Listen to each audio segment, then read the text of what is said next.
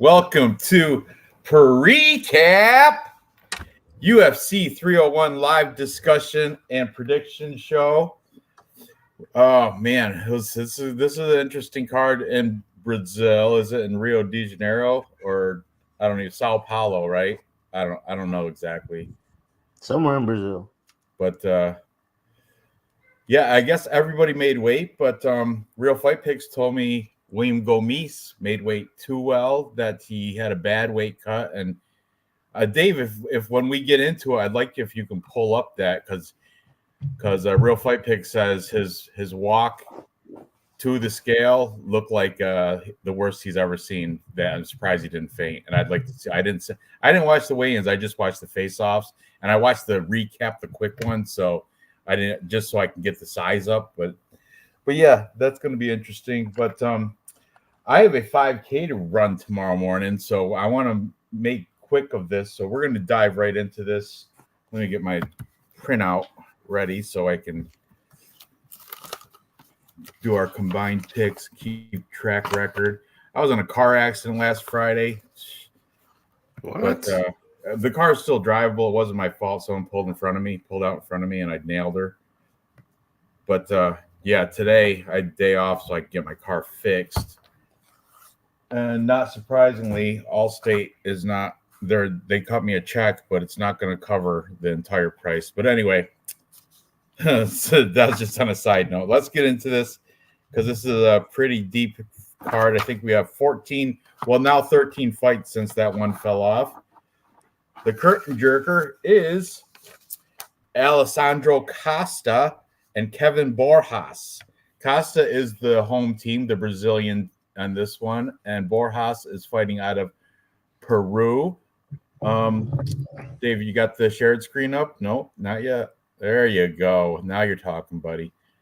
So let's look into the Peruvian first, Kevin Borjas, El Gallo. What's it say? El Gallo Negro. That means the black something. Cat. Is it? I thought yes. That was Gato. Oh, I'm sorry. That's the rooster. Sorry. The black rooster? Is it a big black rooster? Like, is it a black cock? Oh, man. That's hilarious. I really fucked that one up. Yeah. Big black cock? That's embarrassing. So his nickname is Big Black Cock or Black Cock? That's what you're saying? Anyway. Rooster? Yeah, which is a cock. Big All right, Kevin Borjas, the black cock. Fighting out of Peru. He's coming off his UFC debut loss to Joshua Van, who everybody was hyped on Joshua Van until his last loss, where he shit in everybody's parlays. That was not a good look for him.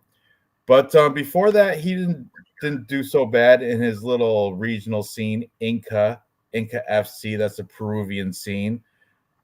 Oh, they even had a couple like Peru versus Brazil fights. Interesting enough, as you can see on the resume here. But a couple cans sprinkled throughout there, basically unproven. But I do like that he's got a pretty extensive amateur record I didn't notice from before.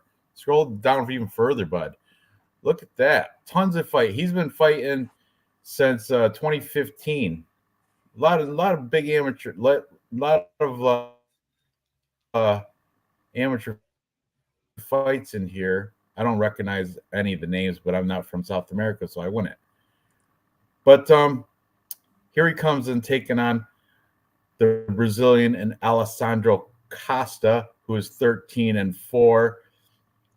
And this guy, he has more fights in the UFC, but he also has a couple losses in here and one win. So he's 1 and 2 in the UFC. He lost to Amir Albazi by he got knocked out by uppercut to ground punches round 3, and he lost to the headliner of this card, Steve Urseg. Astro Boy got him in a unanimous decision, which isn't, that's not a bad loss. He did beat Jimmy Flick, which is kind of impressive. Ground and pound round 2. Man, this is a tight one. But what swayed, because I was on the fence, I didn't know which way to go really. But then what swayed me is when I saw them facing off, and I decided to go with I'm going to go with the Peruvian here because I need to take a couple underdogs for DraftKings lineups. And Borjas, the black cock, Gallo Negro is the underdog by a little bit. I think he's like plus 110 last I checked. What are you guys thinking about this one? What does that say? Yeah, plus near even, plus 110. But I like the Peruvian here for the upset. What are you guys thinking? Well, I was on Alessandro Costa forever, all week long, because he's so slick. You know, he knows how to move and float and do that jujitsu. He's like really good. And then, but there's one fight I kept watching over and over again, and he's kind of like lets go of things. He's not able to lock up things all the time. He does have 6 submissions on his record, but I just feel like, okay, now he's in the UFC, and I feel like it's that jujitsu that kind of low key starts to fall off. Like he's not like a Ronnie Yaya. He's really good though. I'm not saying he's not good. He's a black belt. Borjas has been susceptible to submissions, but there was that one fight against Ivan Hernandez, I want to say it was, with Costa, and he was pulling guard. He was pulling guard and pulling guard and pulling guard and not trying to fight. And he got lost, you know, where you see the jiu-jitsu players start to just pull guard. So that's kind of a red flag for me. Also, it's a red flag. Borjas being submitted, I think, 3 times, 2 times in his amateur career. However, I didn't like the striking with Costa, and he could strike too, so it's kind of weird. It just, you know, I don't know. It was a hard fight for me to pick. I ended up going with Borjas because he's a knockout artist. 8 of his 9 wins are knockout. I'm going to say he avoids a submission. I'm going to say that Costa's jiu-jitsu is not good enough for the UFC. He's going to like get, like, it looks like he's going to lock something up, but he doesn't finish it. That's what I see. So therefore, I picked Borjas in our Tapology group. And if it's not, I'm going to change it. I'm going to go with Borjas. Right. Bet online, just before Dave starts, bet online, Kevin Borjas is plus 100 even money. Alessandro Costa's minus 120. That is right now on Bet Online.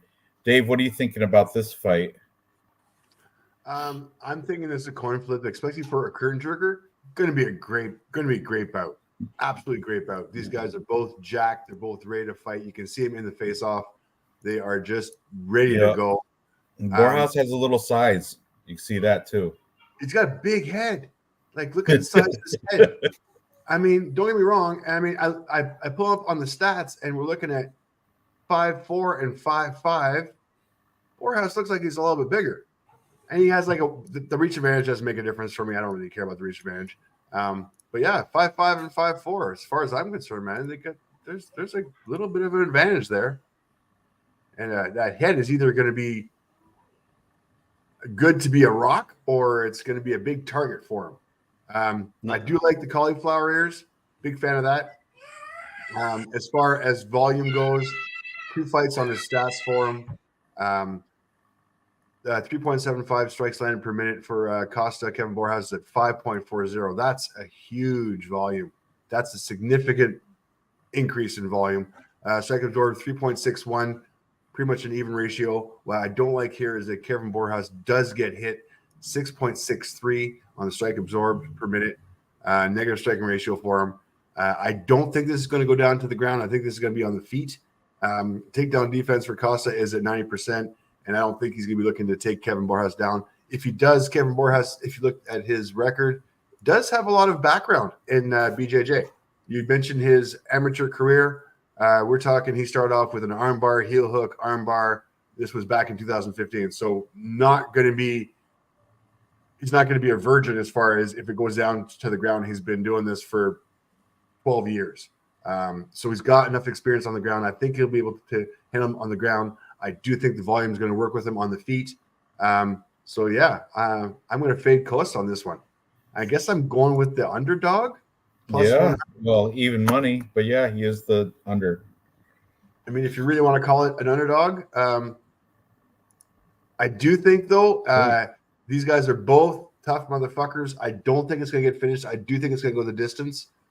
Let me see what the bookies say. Bookies say yes to the distance, plus 100, no, minus 140.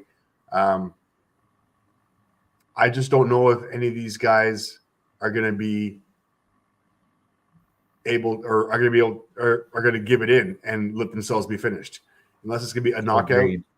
I don't know. It's gonna be a tight fight. It's gonna be a Coin flip good fight. curtain jerker for Great this fight. UFC pay-per-view. But And I'm these thinking more ones has are just free. volume. You'll be able to see this one free on ESPN Plus. Okay. Moving up the card. Next we have from hell, Vince Pichel taking on Ishmael Bonfim, the Brazilian team, the brother of Gabriel Bonfim, who didn't Gabriel just lose the last time he fought in Brazil, if I'm correct? One of them. Yeah, I think it was Gabriel, right? And he's like Gabriel's the more conservative brother. But Ismail is the one he throws like wild punches and stuff. He's got a wilder style, if I remember correctly. I get him confused, but anyway, Didn't his brother take his last fight Bonfim, because Ismail couldn't fight? I know No. his brother. I'm pretty sure Gabriel Bonfim. He was like a huge favorite in Brazil. It was in like maybe three months ago. Last time they fought, the UFC was in Brazil. Gabriel was on the card and he lost, and it messed up everybody's parlays. He was the apple pie shitter, if you will, in that. Yes, sir. This one, Ismail Bonfim is a ridiculously huge favorite against From Hell Vince Pichel with the best mustache right now in the UFC. Yeah, according to I'm gonna look. Hold on. Bet Online has Vince Pichel plus 400, Bonfim minus 550. Ridiculous. If you look at Ishmael Bonfim's 19-4, right? And Vince Pichel, I know he's the veteran and he's older, but he's 14-3. He's got a better record. But let's take a little deeper dive, Dave, into their tapologies, starting with the underdog, Vince Pichel. I'll be right back. From hell. He's coming off I'll be right back. the Sun. Yeah, block that. I'll keep talking. Brutal. Okay. Vince Pichel is coming off a loss to the Olympian Mark Madsen by unanimous decision. I mean, at that time, Mark Madsen was still undefeated. He's not now, but so okay. He beat Austin Hubbard, Jim Miller, Roosevelt Roberts, and prior to that, he lost to Gregor Gillespie, the best fisherman in the UFC. And he was at one time, Greg Gillespie was arguably the best wrestler in the UFC at one time. Now, I don't know. I don't even know did he retire? I quit. I don't even know what happened to Gregor Gillespie, but he's like from Long Island. Isn't he? Yeah, he's from that camp down there. But man, Vince Pichel, I don't know why he's such a huge underdog here. This was canceled earlier because Ismail Bonfim was unprofessional and didn't make weight and didn't even try. Vince Pichel was upset about that and would not fight him, even though he, so Vince Pichel was colored as the bad guy or coward. Well, be a professional and miss weight. And I saw an interview with Vince Pichel. He's like, I haven't missed weight in he said, what did he say, like 15 fights or something? Or maybe he said some crazy stat he had. And he's like, it's part of the business. Be a professional and make the weight. And then I would have fought. So he can't kind of like apologize to all his fans about not fighting. But I'm on his side. It is a sport where that's part of your job. I wouldn't have fought him either. But I think a lot of people are taking that as cowardice as well. Like, oh, if he was more confident, he would have fought him anyway, regardless of the weight. I don't know, dude. It's kind of like, remember Wonder Boy did the same thing? He said no, and he was colored as the bad guy, even though he made weight. But anyway, Ismail is the clear heavy favorite here. I don't like it, but I kind of want to. I'm definitely going to put a scratch off on Vince Pichel. I'm going to make a small, scratch off bet, like a $10 bet on Vince Pichel at plus 400. That's $40 if he happens to win. But on Tapology, I'll probably have to go with Ismail Bonfim because he's the smarter pick, you know. But man, I'm going to be rooting for Pachel, and that's the only spot I'm going to put my money is on just that scratch off. I'm not putting Bonfim in any parlays at minus 550. The only bet I'm making is what is going to be on From Hell, Vince Pachel. So I don't know. What are you guys thinking about this fight here? I'm a Vince Pachel fan. I really like him. I like his personality. Sweet. He trains in elevation or something like that? No? I don't know. He just seems like he got good cardio. I think that's one of his weapons, right? He's a real tough guy. He's gonna outlast you. He's gonna wrestle you. He's gonna try to control you against the cage. But he's 41 years old, and he's fought. Last time he fought was 2 years ago. And Bonfim, I don't know. He just seems like he's been more active, and I think that's really gonna push me to go ahead and pick Bonfim. Granted, I feel like just athletically or skill wise, he seems like he's like the better, sharper fighter. And Vince Pachel, he kind of always had that like blue collar style, that blue collar worker style. Pachel, what was that? What was that? What did Crystal say? He's only lost to 11-0.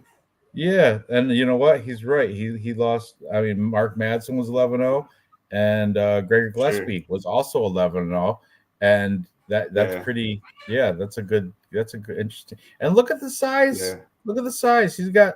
Yeah. What's Tapology say? He's got 2 inches, and it's definitely 2, maybe even 3 inches of height advantage. Yeah. But the problem, he's 41. Ismail Bonfim's 28. And man, I don't know. That's when it gets in the murky waters with that's 41. Does he still got it, or is he washed out at 41? That's tough. That's a tough question. Yep. Give me Bonfim though. I see what you're saying. I wouldn't hate a scratch off. I don't judge you at all for that. But I'm gonna go with Bonfim and being in Brazil and everything else. I think it'll be exciting for him when he wins. I can already see it. I know. I see it too. But I'm still rooting for Vince Pachel to knock his head off. I hope he does. Dave, what are you thinking? Vince Pachel last fight shows us that, you know what, at 40 years old or 39 years old back then, he was losing speed. At 41 years old, he's going to be losing even more speed. He might still have some power behind him, but this kid is going to be up and comer, especially in Brazil. This guy doesn't stand a chance. I think this is the last fight of his career. It'll probably be his retirement fight as far as the UFC goes. I don't see anything much happening for him. The only way he's going to win this fight is if he does bring it down to the ground. I just don't see that happening against Bonfim. I mean, I've watched Bonfim. There's no way Vince Pachel is going to be taking this guy down. Strikes landed per minute 4.91 versus 3.56. Advantage Bonfim. Strike absorbed 2.66 versus 2.50. On the ratio, I'm still going to give Bonfim the advantage. That's per minute. Takedown average 1.11 versus 3. Vince is not going to be able to take this guy down. Takedown defense of 81%. The guy hasn't fought in over 2 years. It's been 2 years since his last fight. Yeah, you have to break some rust off those bones, and I can't see it. Even in the scratch off, I mean, this is why I think the odds are the way that they are. Plus 380, minus 500. Striker's chance. You know, he might get it. I won't count him out. The mustache isn't going to help him. The age isn't going to help him. Hopefully at 41, he still has a little bit of power left, but that's his only chance. Look at that. You're not going to put a scratch off on that bet boost at plus 900. Vince Pachel and under 2.5. He could do it. I don't know. It could happen. I like my decision better though if he wins. I could also see it going Bonfim under. I mean, $5 could win potentially. A $5 scratch off could win you $45. Just do it for fun. Why not? By the way, the cookies to look at Bonfim: round 1 plus 280, round 2 plus 450, round 3 plus 750, or decision. So you're looking at round 1 or decision. As far as if it goes decision, maybe we should, DraftKings Sportsbook and BetOnline both give points, like if it goes to decision. So Vince Pichel, if he happens to get one round, if he wins one round and you take that bet, he'll win. But I'm not going to prop it right now. I'm just going to throw that scratch off on Pichel. All right, moving up the card, we have Dione Barbosa. What's her nickname? Let's see. You got it opened. Taking on Ernesta Karate.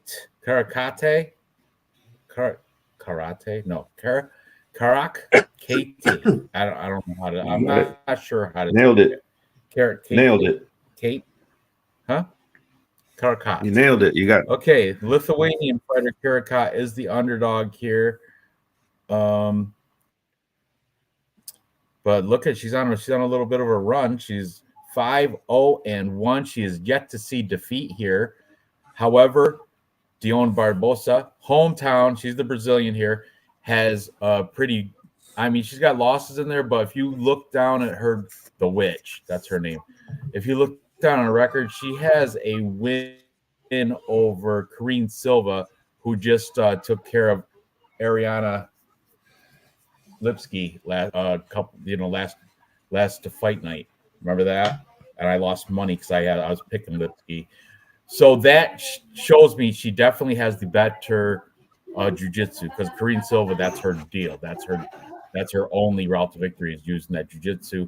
So this girl, Barbosa, if it gets to the ground somehow, phenomenal jiu-jitsu, she will have the upper hand. But however, if it stays on the feet, heavy-handed Ernesta Karakate should be the advantage. So, and every fight does stay on the feet. And then I was looking at Ernesta. We're just gonna call her Ernesta because I can't pronounce that last name correctly. But I was looking at her Instagram, and she has an awesome sprawl. Like, she can defend takedowns. And if that's the case, like, let's pull up her Instagram, Dave, if you can. Ernesta Karakate. This was a while ago, but I was, kind of, I had today off, so I did some like deep diving in some of these Instagrams with a tough decision fight, And this one was actually a tough decision for me because I was looking for an underdog take, and I scrolled down probably, you got to go down a while, but there's one that says, just says something like sprawl, and it just shows her, and she has a nice, how the fuck, I saw it earlier, I was like, oh, she can defend. Now I can't find it. Oh, there it is. Ernesta Karakate sprawl. It's way back. But, she has a nice sprawl where she puts the legs out and she's so long and lengthy. Yeah, keep going down. Keep going down. Keep going down. And it's coming close. Almost Jesus. there. Almost there. I know. The dog's not even born yet. What? Look at the eyes of that dog, man. That's messing me up. That's cross-eyed. Fucking one here. She had a nice dog. Weird-ass dog. All right. Sorry. Sprawl. Looking for sprawl. That's all right. You're almost there. You're almost there. Right there. Right there.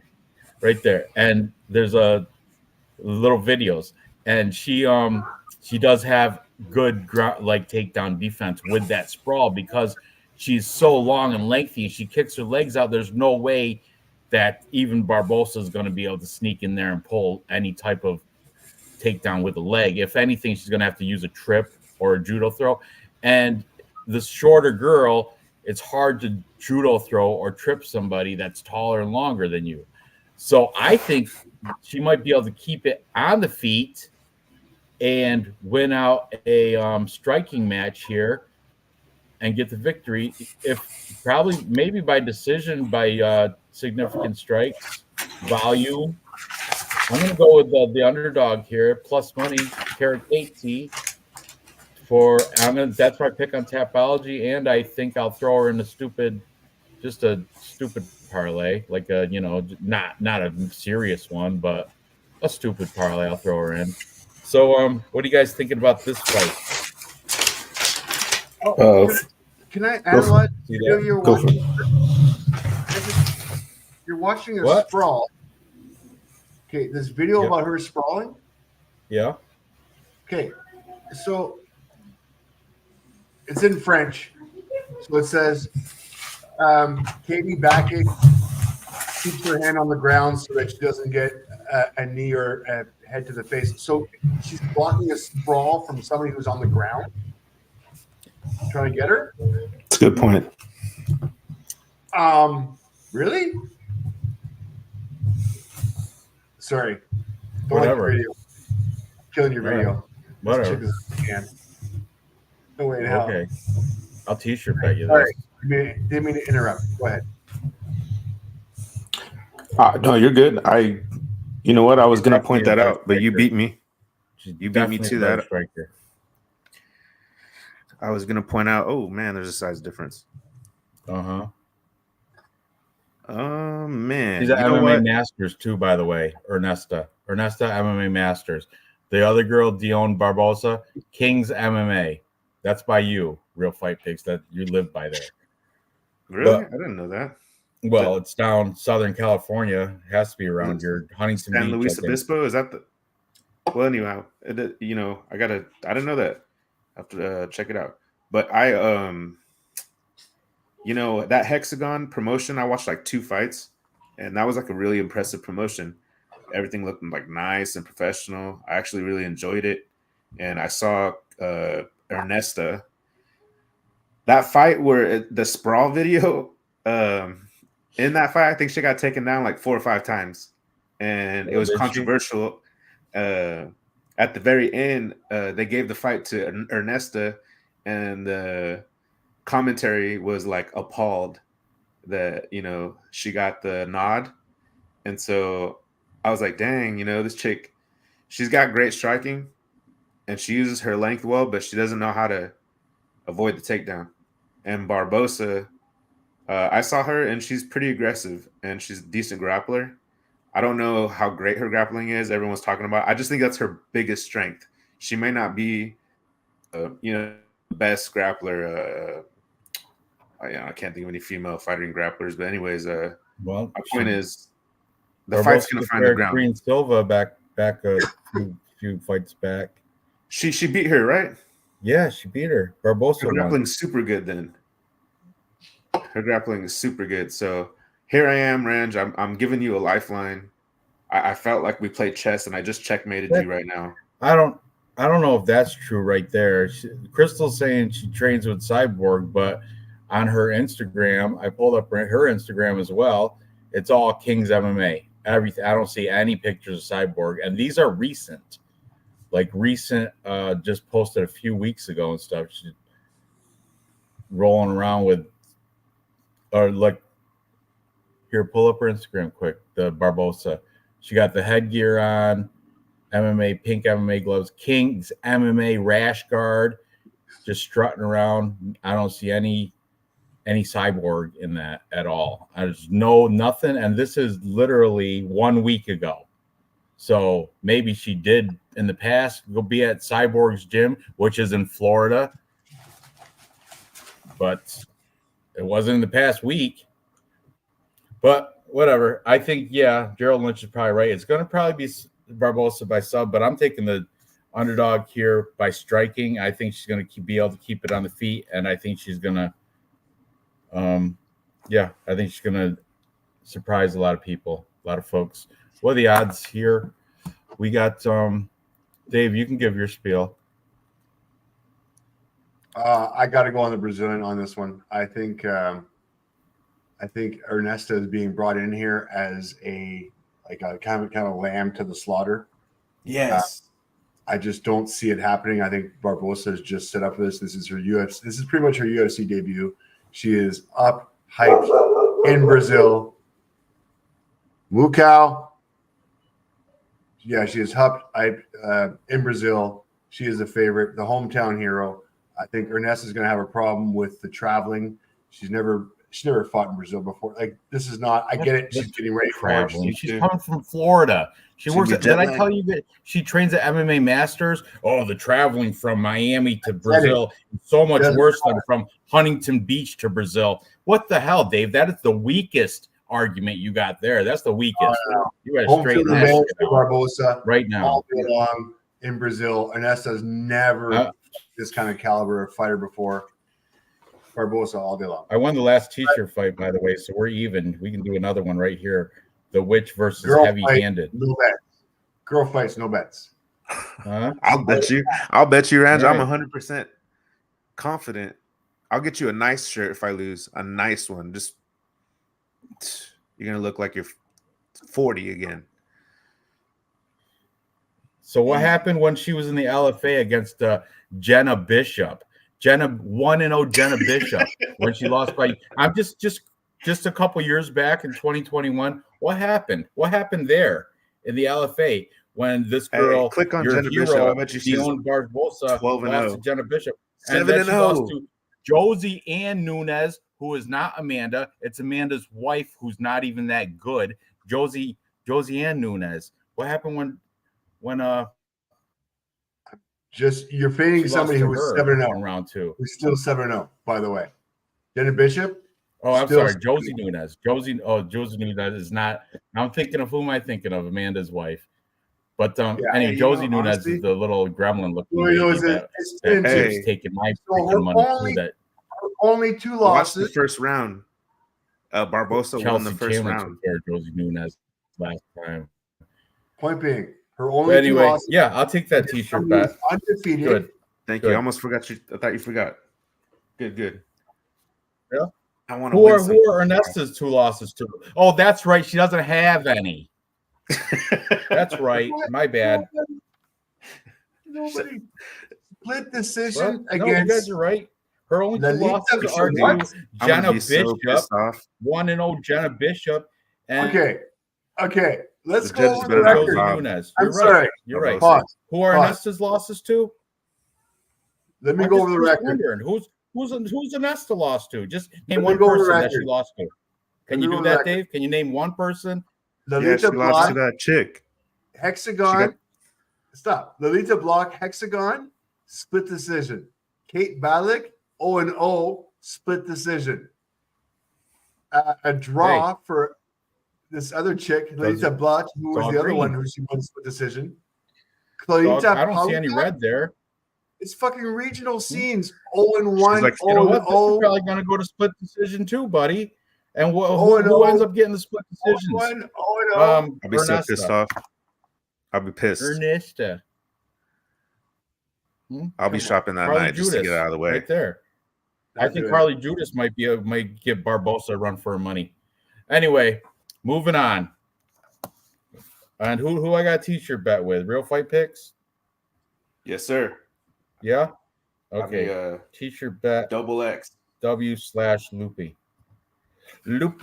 Okay. Moving up, we have give me a second. The knockout guy. What? Stop. Go to chat for a second. Let me set up. You gotta give me 30 seconds to set up, man. Well, set up. Anthony Smith is the best underdog on this card.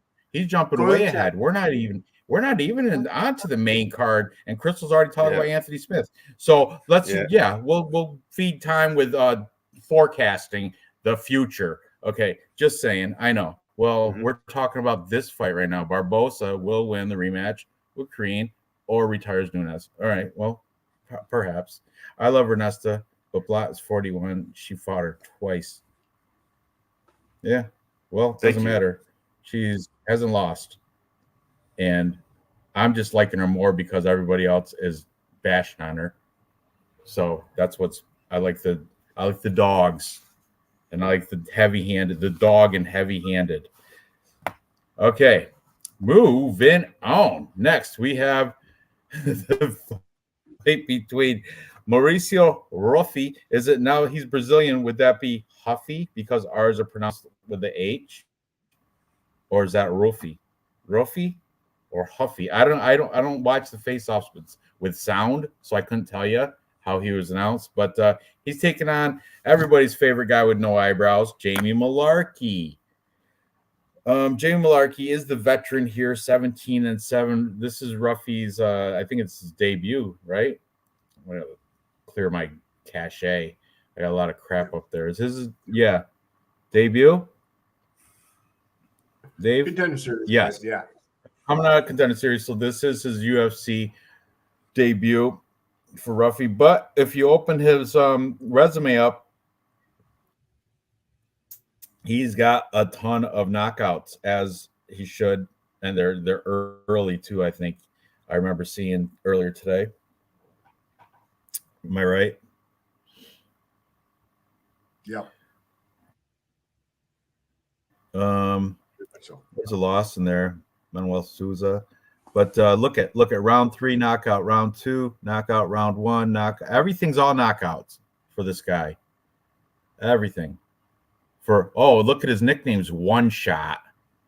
Careful with that. One Shot. Minus 220 according to Tapology. On Bet Online right now, Ruffy is a minus 225 and Malarkey plus 190. Man, I mean, I like Jamie Malarkey, but I think this dude's gonna, Mr. Ruffy, One Shot is going to give Malarkey a shot to knock him out. That's my take on this one. Okay, Ruffy coming down from 170, 155. Do check his record at 155 too. Interesting.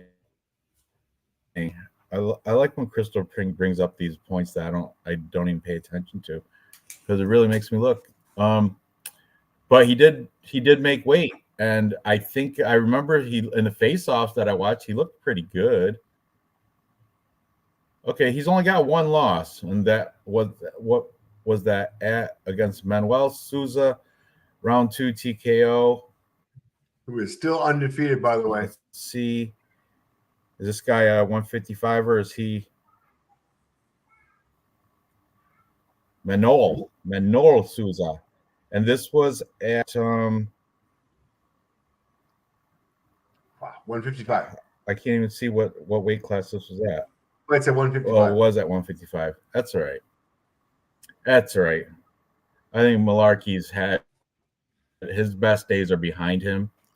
So, and I think this guy's coming up. I think his best days are ahead of him, starting with this stepping stone called Jamie Malarkey.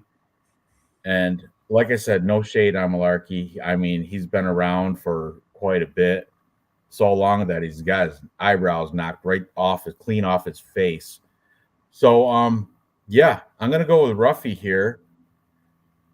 You know, and I will put him into a couple parlays because it's not that too deep of a price. He's minus 225. So who are you guys taking here? Ruffy or that's a bunch of malarkey. That's a good one. So Ruffy, it's weird, you know, because on our okay, this is weird. This is hard to explain. I feel like a hypocrite. So I got DraftKings lineups and I have more Ruffy and more of them because you have to go for the points. I mean, he's like a knockout artist. He finishes fights quick. So I got him more times. But who I think actually is going to win the fight, I feel like Jamie Malarkey is going to win the fight. He already defended the gate against Francisco Prado, who at the time was 11-0 and also finishes fights fast. So I'm going to call the same deal here on this one because Ruffy, I think, is maybe not even as good as Francisco Prado. That would be a good fight. I'd want to see that fight. But I guess that would be at 170, right? So anyhow, I'm still Malarkey. He's like got a glass chin. He's been knocked out. Sorry about that. He's been knocked out 5 times. But yeah, he shows durability sometimes. No, I let her. I want her eyebrows in that picture. Where do you think he shaves them? They don't exist. Was he born without eyebrows? Is that how? Oh, they're very light. I see a little hair. I see hair. Very light eyebrows. Yeah, dark. He's got dark hair on his head, but his eyebrows are super light. Oh, that's crazy. He's an albino, I think. He's not albino. His hair would be lighter. His hair would be white. Dave, who are you taking? Okay, look, this says it all once again. You know what? I'm getting shades of UFC 289 where it was in Canada and all the Canadian won. I'm getting the shades of this being in Brazil and all the Brazilians winning. Look at the No way. No freaking way, buddy. Look no way. Look at the feet right here. Huh? He's just coming in for the paycheck. He's coming in. I guess he's a gatekeeper. This one, yeah, the Brazilian's going to win, but not everyone. Definitely not. Well, this one definitely. Yes, that one. I agree with you there. Dave So we're Malarkey. all on Ruffy. No, I got Malarkey. Do you really? You'll thank me later. I mean, if you want, we could do a double T-shirt. Let's do a double T-shirt. I'm I can't resist that. I'm up for Ruffy within this bet right here. Ruffy under 1.5 rounds at -110. Or do the T-shirt with Dave. Dave. I could do it with Dave. I could do it with Dave if he go. wants it. I mean, I don't know, Dave. All over this. Ruffy by KO. Malarkey going down. Wow. All right. I'm gonna write that down. Let's go, Jamie. Because I hate that Canadian tariff. You know what I mean? That's unnecessary, and it's Justin Trudeau taxing the world. God damn. Free trade. Just kidding. Hopefully he's gone next election. We'll see what happens. Free trade's bad for the economy. Okay, enough political talks. Sorry. Moving to the headliner. Oh, not the headliner yet, but moving up the prelim card. Next, we have Joaquim Silva taking on Drakkar Klose. This one I was a little bit back and forth on. I'm really trying to get Ranj to stop in between the fights to hit the chat up, but he won't do it. Wait, I don't know. You gotta go with the flow. You guys need a gel. Fine. Well, I told you I'm kind of in a hurry. I got a 5K to run tomorrow morning. Oh, that's right. But all right, fuck that. Let's play with the chat. Okay. Reset. Huh? Let's go. Ruffy coming down from 170, 155. Already talked about that. You click the expand. Yep. Recap. Yep. Ryan Span blocked. Okay, has nothing to do with this fight, but hey, Ryan Span is blacklisted. Okay. Duffy gonna kill Malarkey. Why? Yep, put that one up there. Eyebrows got knocked out. Put that up there. Hail King Dave. That's what you wanted to see. You wanted to put that one up there, didn't you, Dave? That's the one you want to see. Yep. Give me props for winning. You're damn near unwilling. Yes, Dirty Reg, I give you props. You did come in first last event, I do believe. Dave owes you a T-shirt because of that. Never give credit. Dirty Reg, all the credit to Dirty Reg 22, number one in Tapology. Now, can we move on to the next fight, or you want to still fuck around with Ruffy? Well, I'll go back and give Dirty Reg some credit right there. There you go. That's a good play on words, Gerald Lynch. Ruffy's gonna rough him up. I'm glad we stayed on this fight just for that. For that statement right there alone is worth it. Funny. You're right. I should fuck around with the chat some more. Okay. Moving on. Next, we have the awesome fight between Joaquim Silva, 13-4, taking on Drakkar Klose, 14-2-1. Drakkar Klose, some people may not know this, Illinois State Wrestling Champ. I'm pretty sure it was Illinois. I'm not 100%. Michigan. What's that tattoo on his chest? I think that is Michigan. But whatever state that is, he was the high school wrestling champ when he went to high school in that state. And it looks like Michigan on his chest. So where's he fighting out of? But he takes on Joaquim Silva here, who looked like a killer in the face-offs. He did look like a killer. I'll give him that. This is an interesting fight. I was going back and forth, but then I looked at the last five. And if you look at the last five, Joaquim Silva is coming off a win over Clay Guida. Good there. But prior to that, he had a loss to Armin Sarukian. Okay. He beat Jesse Ronson, who was not good. Okay. Lost to Ricky Glenn. Who's okay. Never broke through to the top 15. Ricky Glenn didn't. Just saying. Nasrat hot pressed. All right. Beat Jared Gordon. Suppose that's good. Lost to our boy with the killer mustache, Vince Pichal. And then before that, he was pretty much. Yeah, it was a while ago. But what is nice is back in his when he started out, he had that sea of green. But we're talking about the now. Then you look at his opponent, Drakkar Klose. Drakkar Klose, he likes to seems like he likes to take his time between fights because he does have gaps. Remember, didn't Drakkar Klose, is he the one that got pushed by Little Heathen Jeremy Stevens at the face-offs, and he missed the fight and he was out for like a year because of some sort of injury? Yeah, right there, canceled. Jeremy Stevens pushed him during the face-offs. That was 2021. He took an entire year off before he came back and knocked out Brandon Jenkins. You see that there. And then after that, he got a win over half of Garcia and beat a good win over Joe Selecki. And I that was awesome, actually. I lost money, but I didn't care because the slam was awesome. And that was the second slam in a row in that fight card because was that the first or second? But there's two slams and slam knockouts right in a row on that fight card. Let me see real quick. Who else? Right here. Cody Brundage also had the slam over Zach Reese right after Drakkar Klose slammed Joe Selecki knockout. Cody Brundage did the same thing to Zach Reese, Zach Reese is horrible. But anyway, Joe Selecki is not horrible. Drakkar Klose took my money, and I was fine giving it to him in that fight.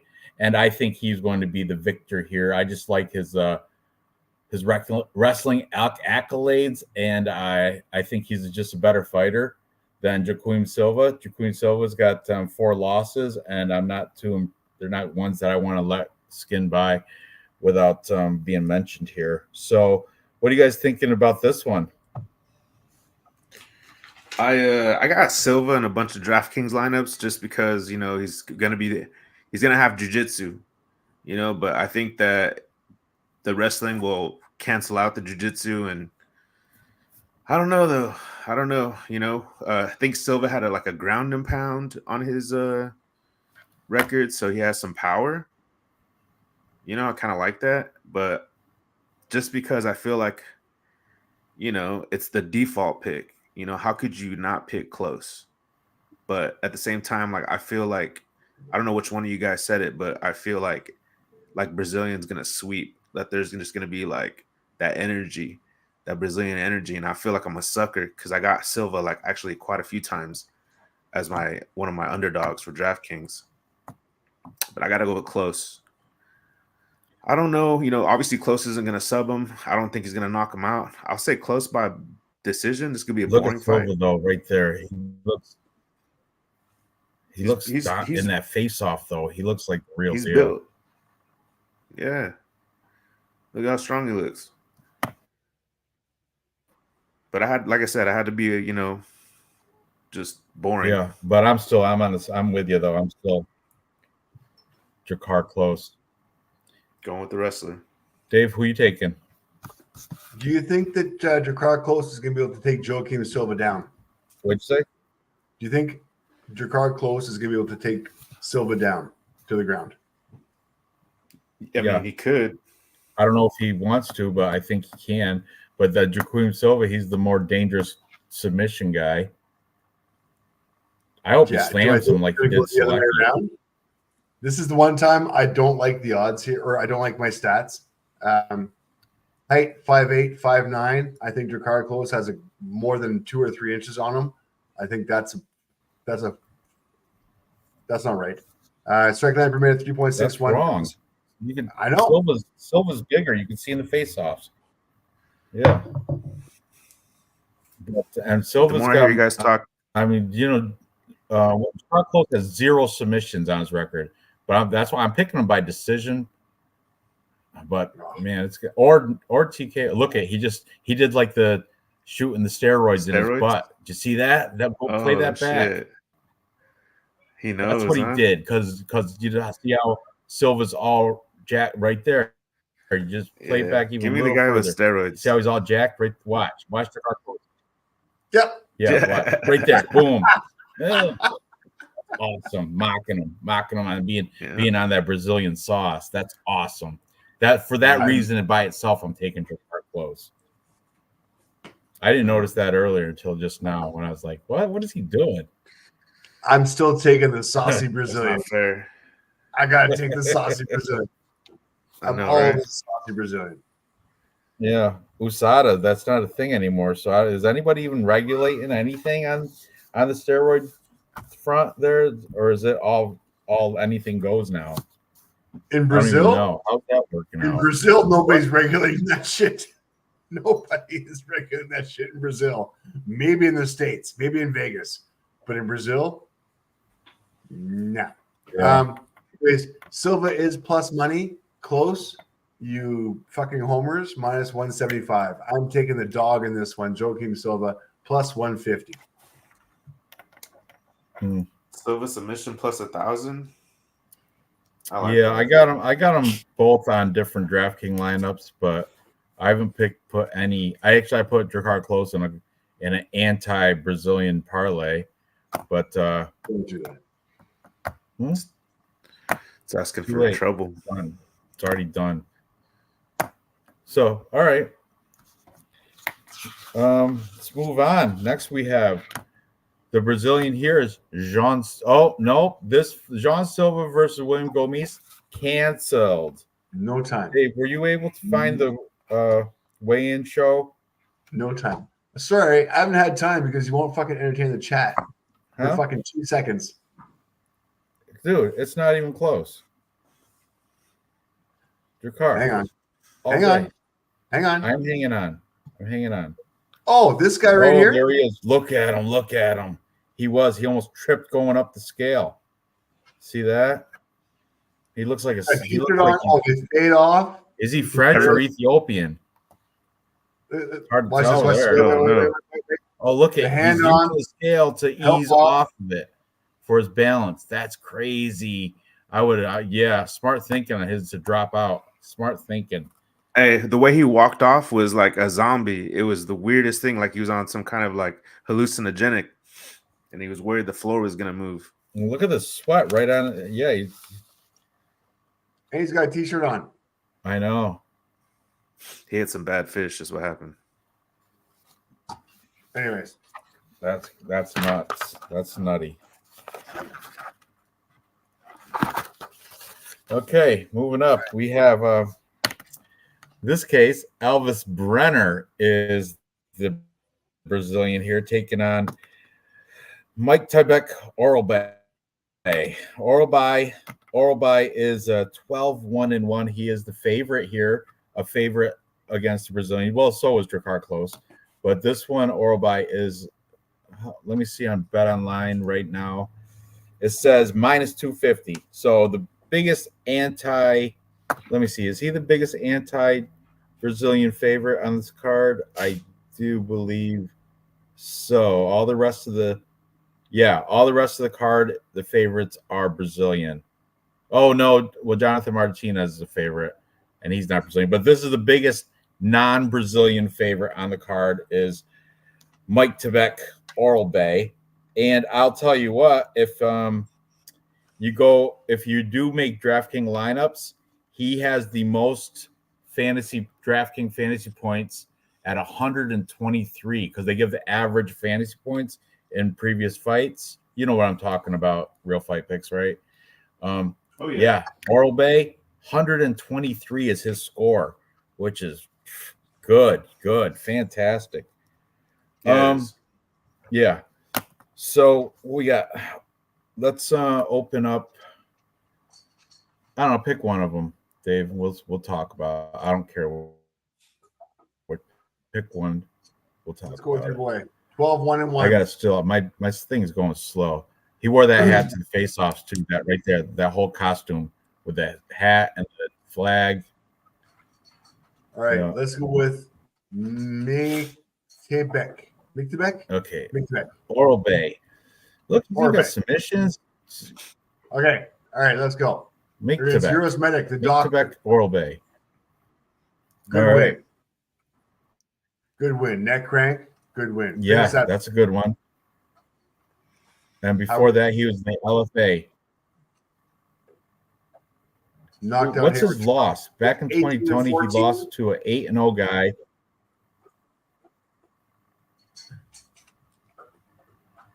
Yeah, he ACA Young Eagles back in 2020 against Khalid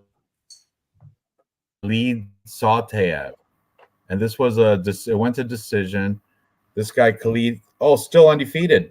Russian, 13-0. So this guy, who knows? Maybe if he was in the UFC, he'd be a contender as well. Who knows? It's hard to say for the Russians here.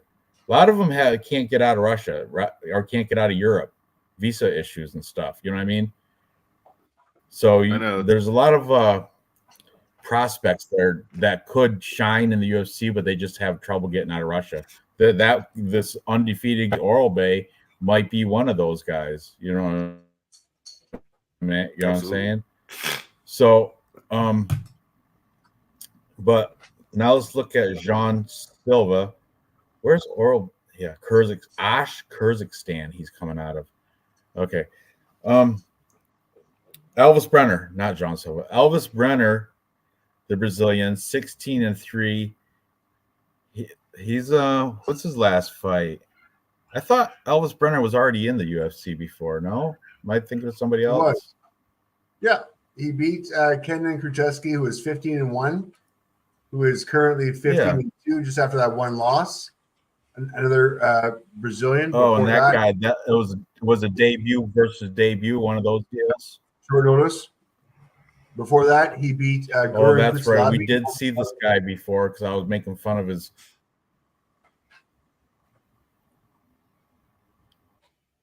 Oh yeah, Guram Kutsaladze. There you go. Yeah, he's been through here. Zabara Tukagov. His stuff just came up.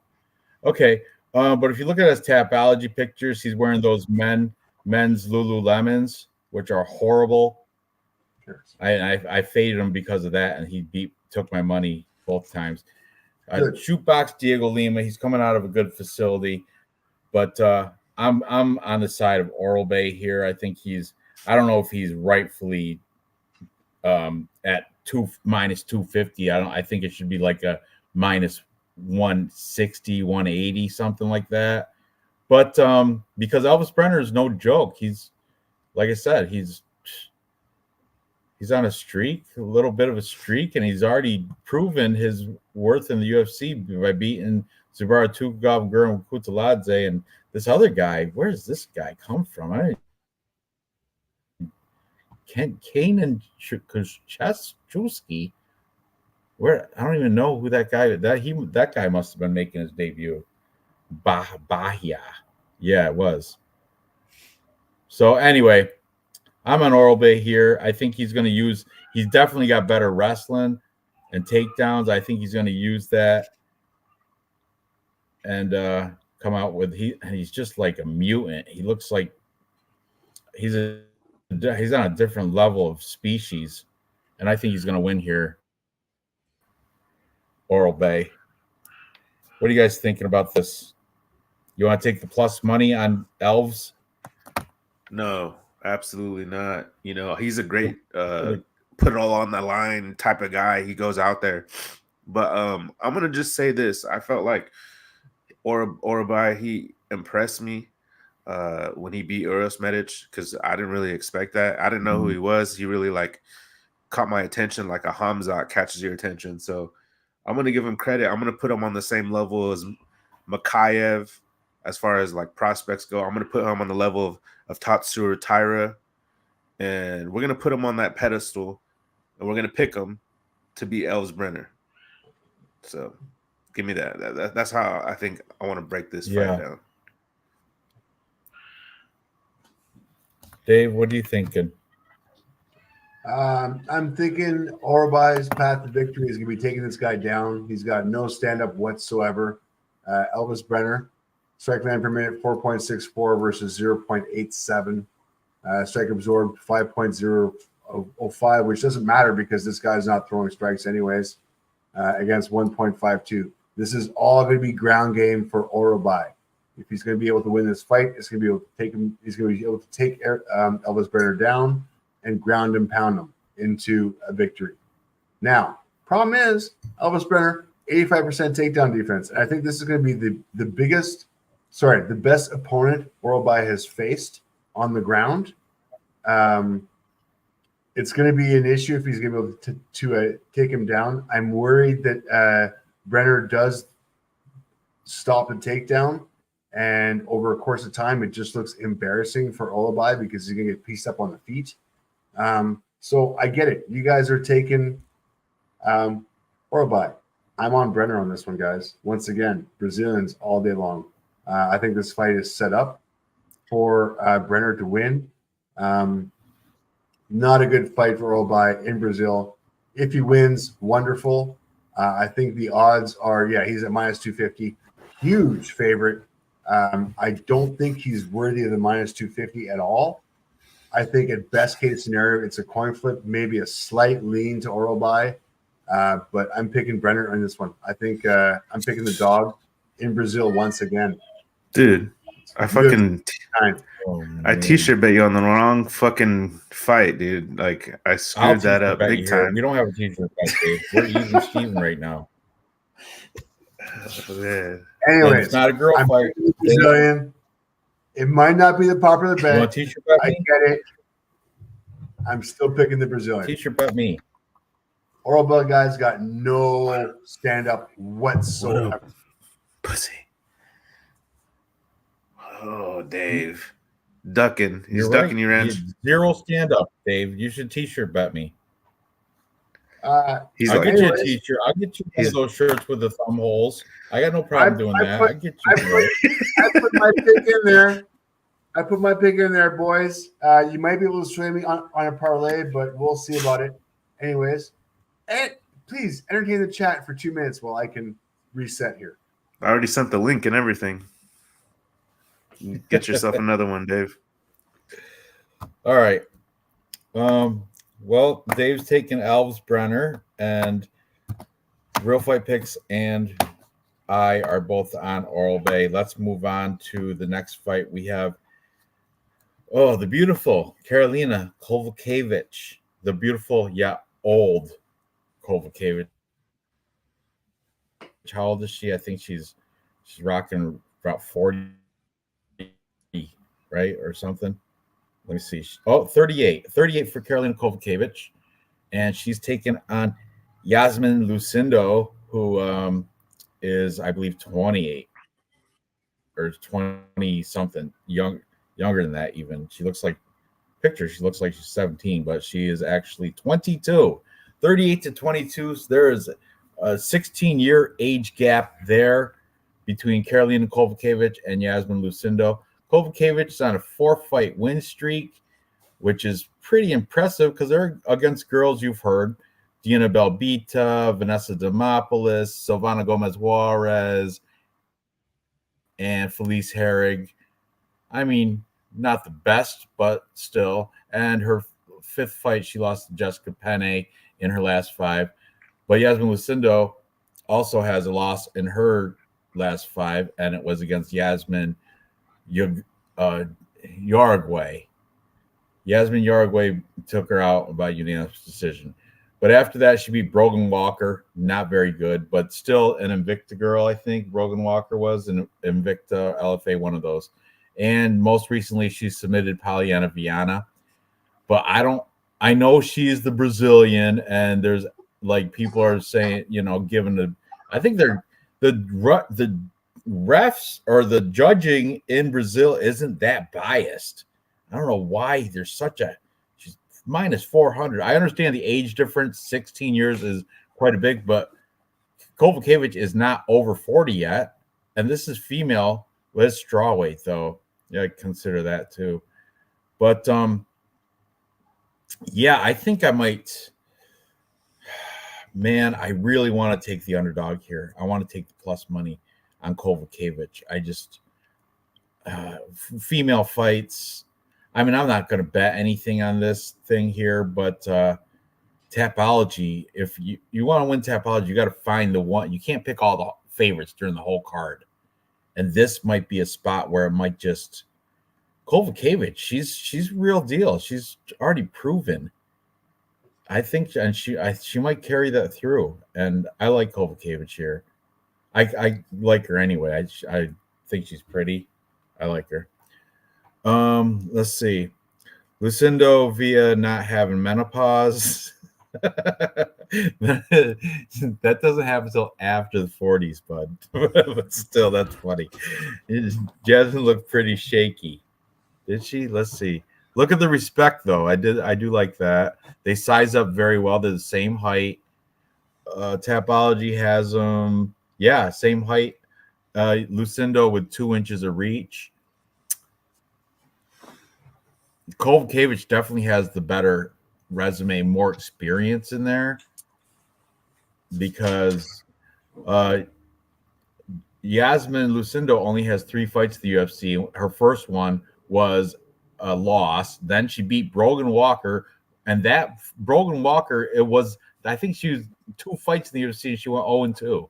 I think I'm correct with that. And Polyam Viana isn't nothing to brag about. Yeah, she's, so I don't know. Kovacevic, I think, has better wins against better opponents, and she's been around a lot longer. I know she's 16 years older, so she should have been. But yeah, I'm going with the underdog here. And this is big plus money. I'm Bet Online. They have it right now. I can bet Kovacevic at plus 315. Woo-wee. I might throw a scratch off on that thing for sure. And Lucindo is minus 415. You're a nutter if you put that into a parlay, because I think that might sink your parlay. And it's a female fight with a kind of an unproven fighter. Just because she's in Brazil doesn't mean shit. So, what are you guys thinking about this one?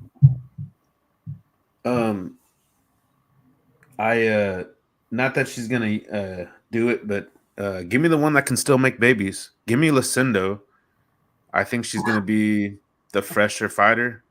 If we're gonna use Brazilian, home field advantage on a fight, might as well use it on this girl fight right here. But Carolina's been known to kind of withstand people trying to take her down and winning a striking battle. So I could see why you would want to put some dog money on her. I did pick her up in a few DraftKings lineups, and it would be kind of annoying because if she did win, because she would be in the premium. Maybe she is a good DraftKings lineup pick because she could probably win a decision. But Lucindo, I don't know. I'm just gonna go with youth. I'm gonna go with by youth. Decision. I'm gonna go with youth here. Sweet. I'm gonna go with Lucindo. Dave, I'm supposing you're going to take youth as well. Yeah. I just see her, as far as the volume goes, I see her mixing this up on the feet and the ground as well. I realize Carolina has a 74% takedown defense, but it's just going to be a whole bunch of takedown. I mean, takedown average for Yasmin is at 2.33. I see her trying to mixing of the stand up and takedown, just dominating 3 rounds. It's going to be a 3-round decision.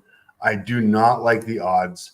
I mean, minus 400 on a girl fight is got to be that's got to be a lock. And this is not that much of a lock. I mean, I see her getting busier on the ground. I do see this going by decision. I don't see this going by submission or going by knockout or anything like that. But at minus 400, that's horrible odds. But yeah, I'm going to take the favorite Brazilian all night long. Minus 400 decision. Don't like it. That's fair. She's plus Okay. 125. I'm going. I'll be on an island by myself. I don't care. I'll taking Kovacevic by decision. I think she's got more veteran experience. This girl, Lucinda, is still 22. She's still got a little bit to learn, I think. And Kovacevic is going to be her teacher and teach her how to win by a decision. Yeah, so that's fine. Okay, moving on to the feature fight of the prelims. We have Joannison Brito taking on the Welshman. Everybody likes Jack Shore. Jack Shore. But yeah, this is an interesting fight here. Joannison Brito is full of piss and vinegar. Jack Shore, though, I think his dad, he's one of those dudes from a family gym. His dad was a fighter, and his dad is also the coach and owner of the gym. So he's been around this shit his whole life. You know what I mean? For Jack Shore, I think, yeah, let's see. Open the Jack Shore. My computer's running slow. Open that Jack Shore and see where he's training out of. It says something like Shore Fitness and stuff. What's that say? You went past quick. Shore mixed Mixed martial arts. That's a family. He's been around fighting since birth. Joannison Brito, his picture, he looks like he's 50, and but he is the favorite here, and he does have that knockout power. And I think Jack Shore has been known to be a little chinny. I don't know. Maybe not. Maybe I'm misthinking him. 17-1. He's only lost once, and that was to Ricky Simone by submission. Joannison Brito. Okay. Yeah, I don't know. This might be another spot for an underdog. Yeah, a lot of people are assuming that the refs are going to go for the Brazilians. I don't think that's the case anymore. As you saw, not UFC 289, but the other Canadian card, Dave, all the Canadians lost. Remember that one? Yep. All but one. All but one Canadian lost. Remember that card? You don't want to talk about that one, but you want to talk about the one where all Canadians won. How about the one that happened on the eastern seaboard? Or not seaboard, but Ontario or Toronto or something. That one, all the Canadians lost. Okay.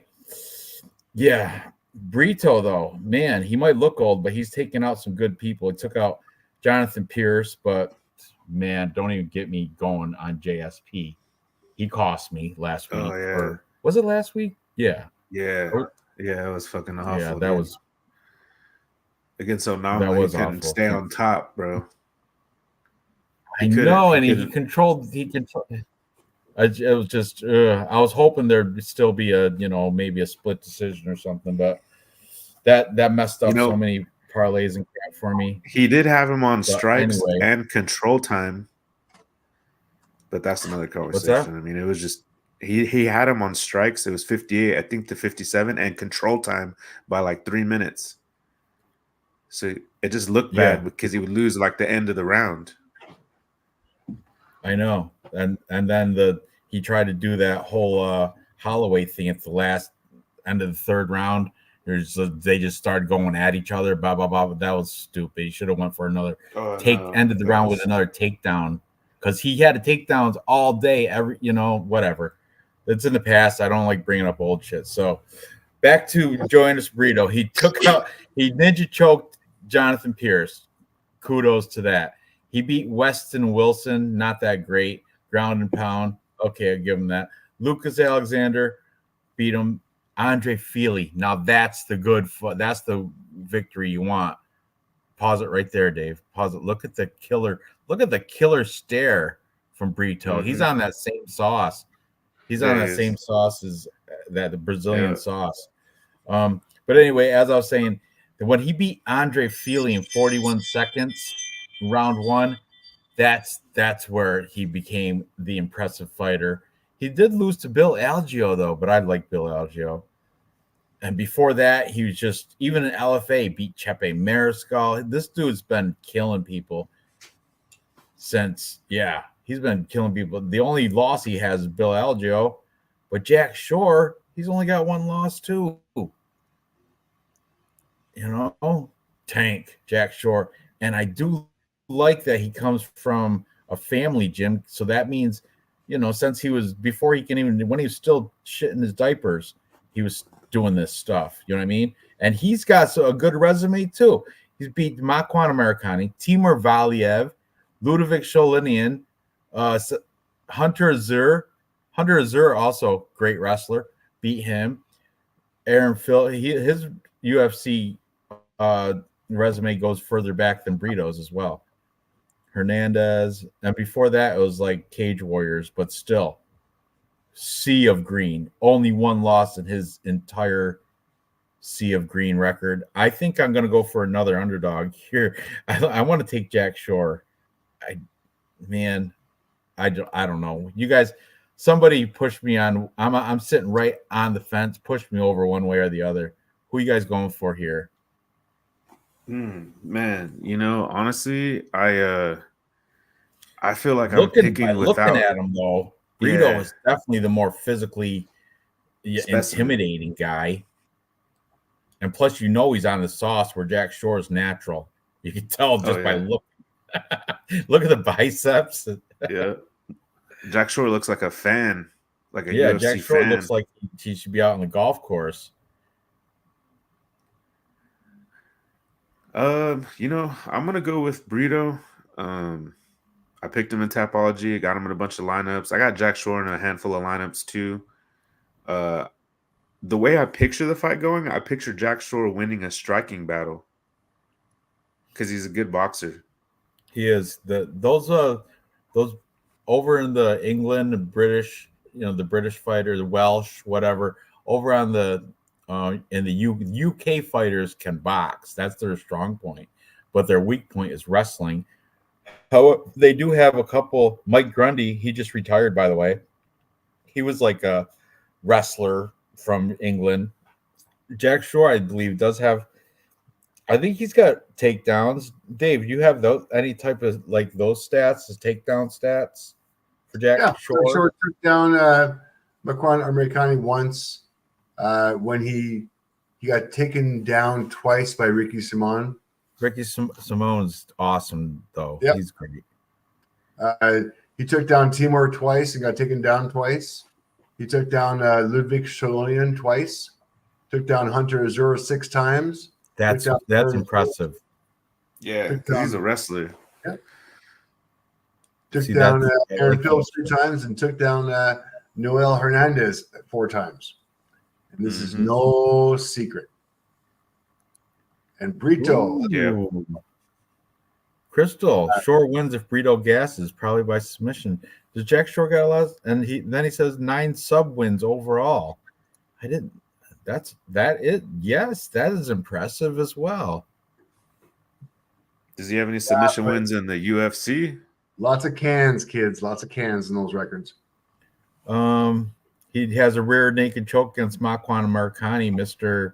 What's his name? Mr. Glamour or Fabulous or some shit. And his Tapology picture was all surrounded by beautiful women. Mr. Finland. That's impressive, right? Finland. Mr. Finland. Yes, Mr. Finland, he's a grappler, right? Yeah, but here you go. Yeah. He's also 17-10. I know. He's retired now. He don't fight anymore. He's done. But still, that's why he's done right there. But and this was at the tail end of his career. Like he mailed this one in against Jack Shore. Not impressive. Not a good win for him. I'm sorry. Doesn't matter if it was tail end or not. Obviously, see that sea of red. Okay, yeah, but I get it. So he mailed this. His last win was a mail-in. Before that, he lost. So he beat Timur Valiev in 2022. Like, you know what? Like Noah says, MMA math is bullshit anyway. So who cares? Who cares? We got to figure out who's going to win this fight. And I think good points have been made about Joannis Brito. That sauce doesn't really give you better cardio; just gives you bigger muscles. That Brazilian sauce doesn't really. It's not like the stuff that Power Bar, the Canadian guy, who's Power Bar from Canada. What's his name? Andre Barrio. Is it Andre Barrio, or is it? Is it a different first name? Barrio is Mark. I'm not sure, but I know the last name is Barrio. Dave, you should know this, right? The Canadian fighter, Power Bar. Mark AB. Yeah, Mark Andre Barrio. Yes, there it is. Mark Andre Barrio. He got caught on the sauce that does help cardio. It's called like Oxy something, and pumps oxygen through your muscles during the fight, so it does help your cardio. But the Brazilian sauce does not do that. Brazilian sauce gives you like that fast twitch muscle reaction and strength, but it doesn't preserve your cardio. And somebody right here, Crystal, Shore wins if Brito gasses.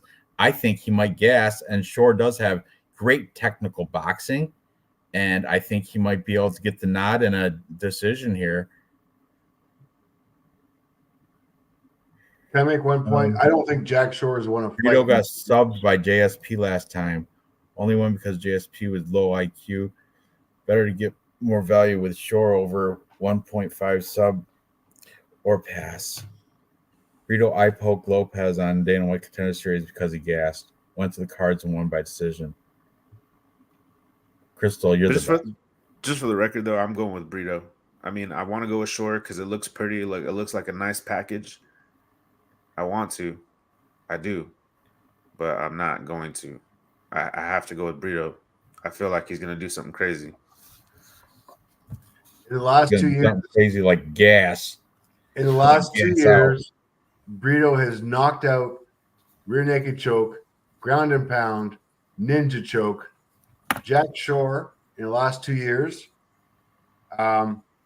has choked out Ameriquani, who sucked, lost to Ricky Simon by choke, and then a whole bunch of like, decent wins.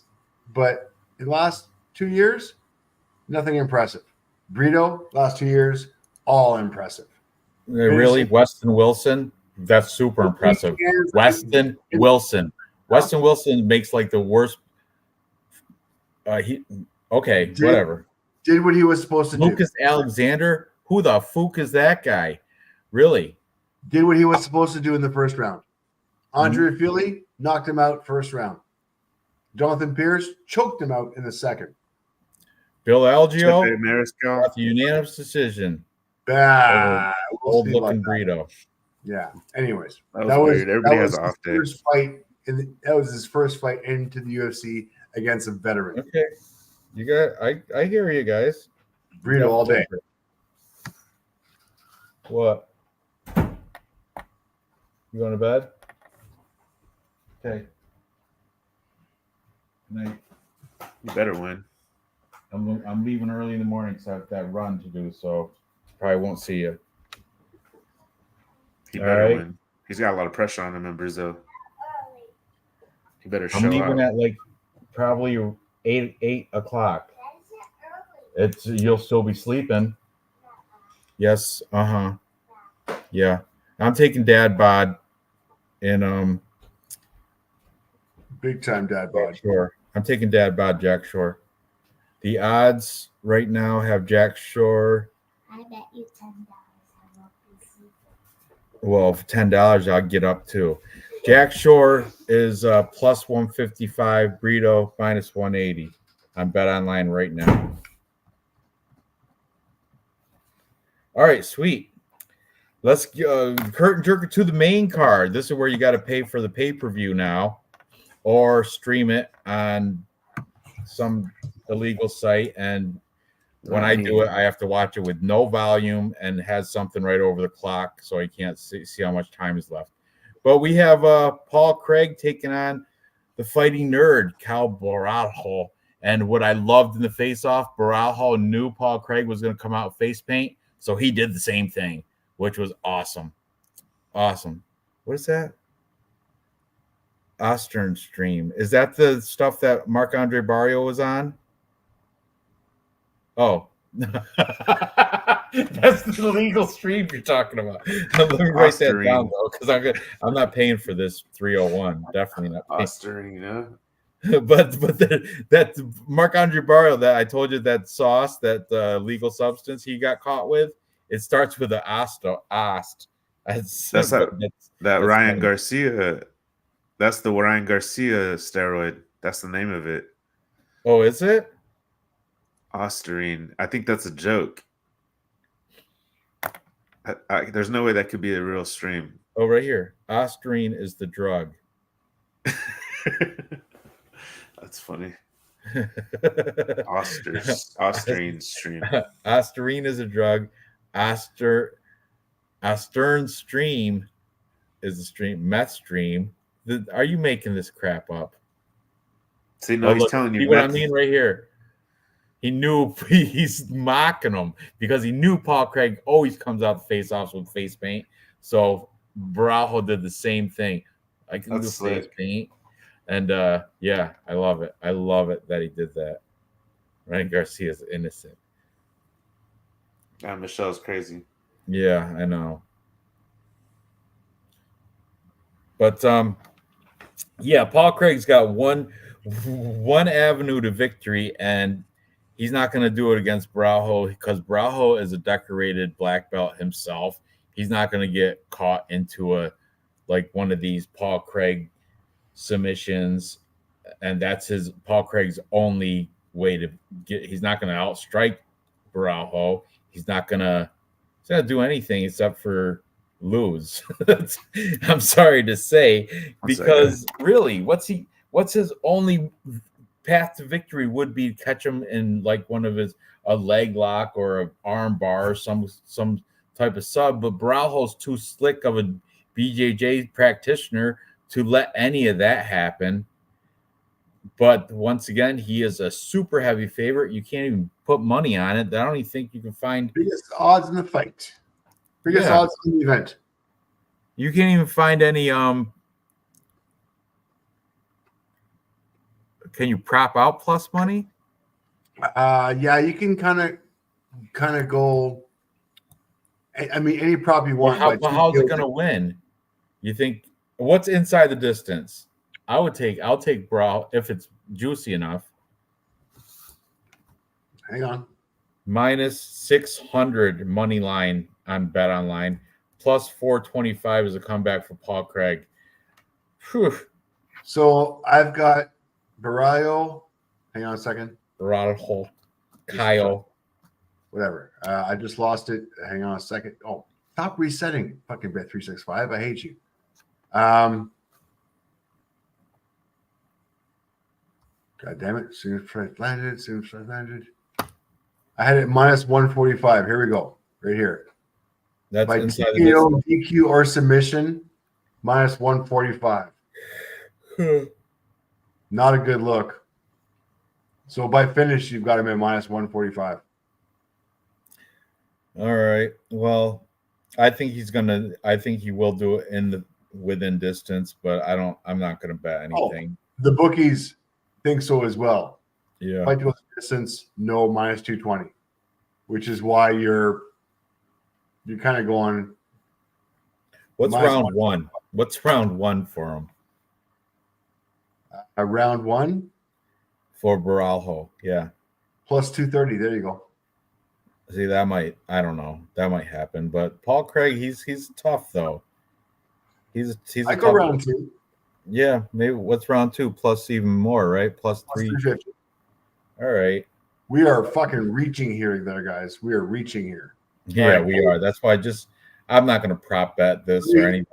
My Tapology pick is gonna be Barajo round 2 TKO. I don't find him. I don't think he's gonna submit him, but I think he's gonna go to the ground. He's gonna do a little ground and pound, and they're gonna jump in there and stop it after Paul Craig's getting punched in the head repetitively on the ground. Why he's trying to get a leg lock or some shit.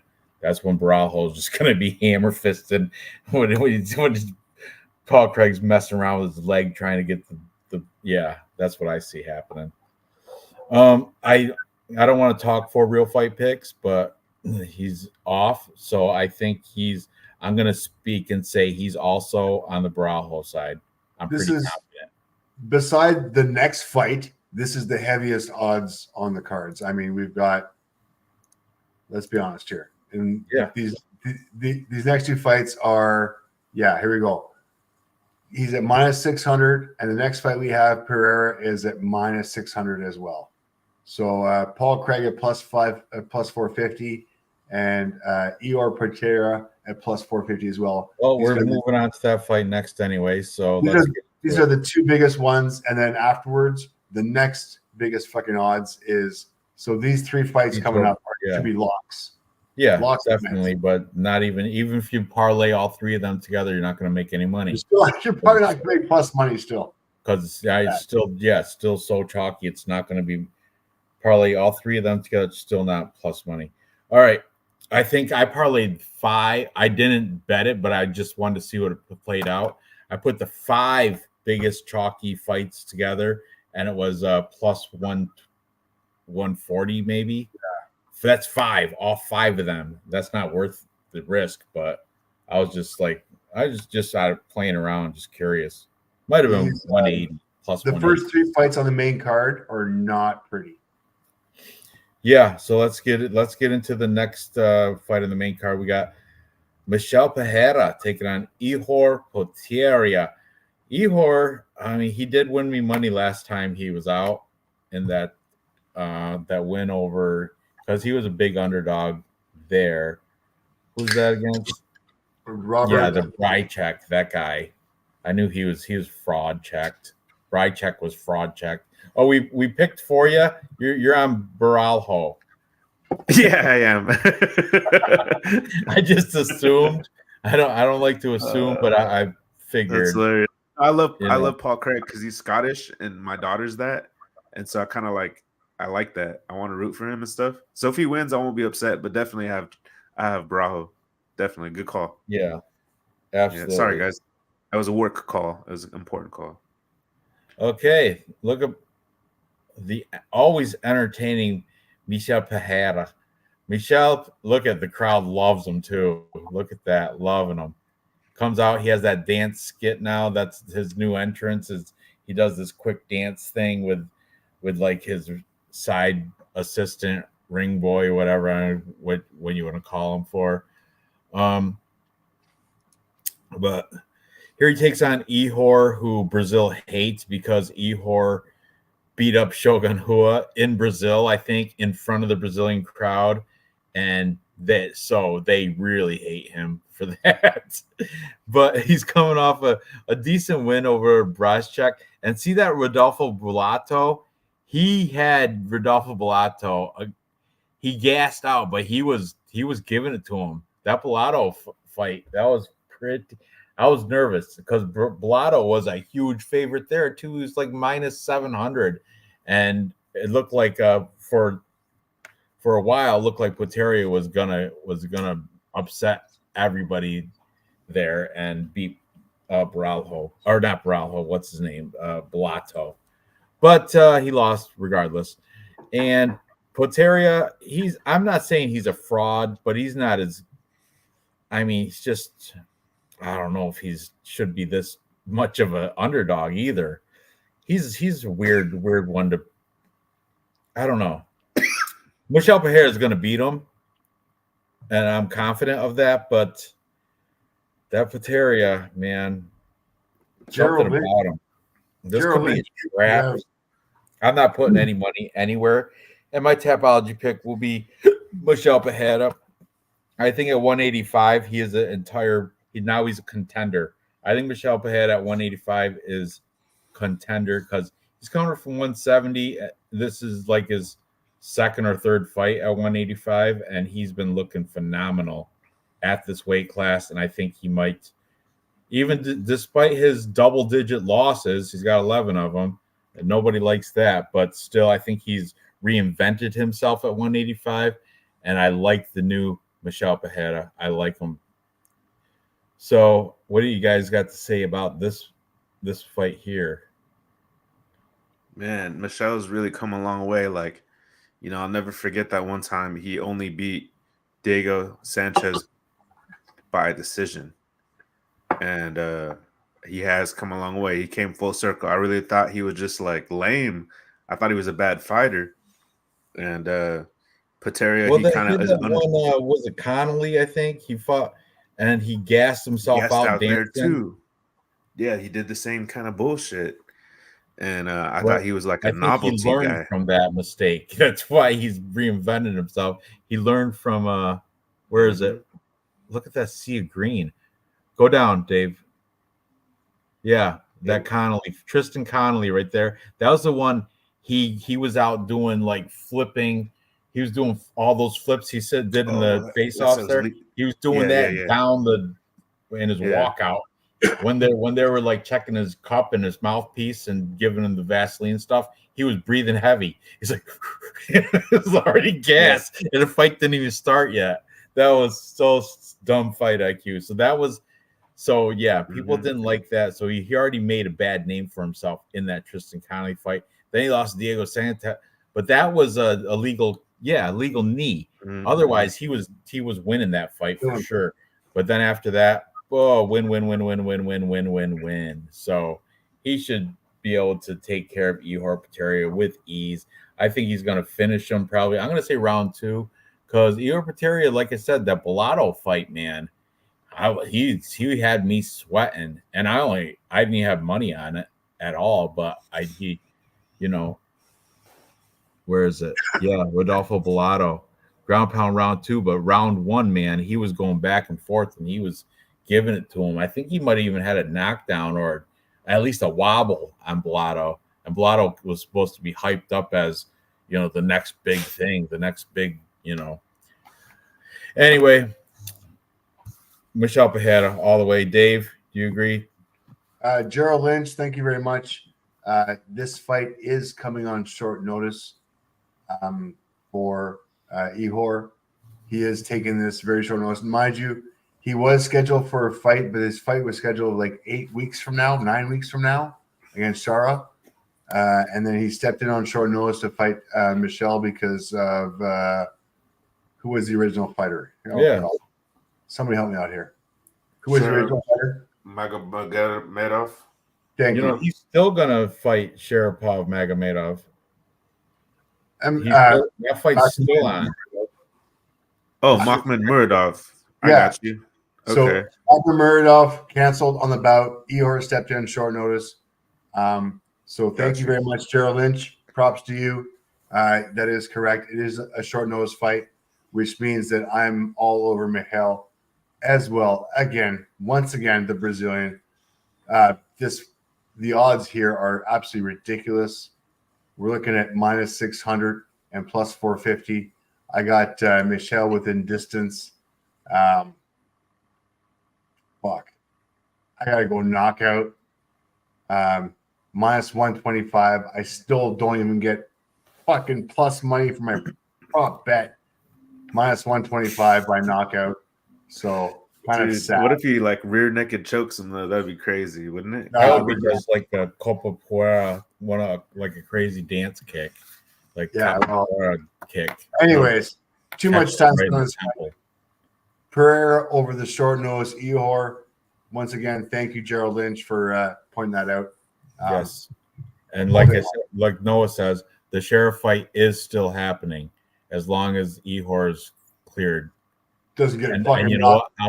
I'll be rooting for Ihor because I don't like that Sheriff Magomed, whatever that guy, because he beat some regular Joe up in the mall. Did you guys see that video? Is it that tough guy complex? Yeah, and he waited for the guy to leave. He was at some mall in whatever Russia, Kyrgyz. I don't even know where he's from, but he was in the mall. He waited for the guy to come out the mall and sucker punch the dude, and it's just such a shitty thing to do. Yeah. They say it's a culture thing, but it still takes a lot of work and premeditation, and it's kind of weird,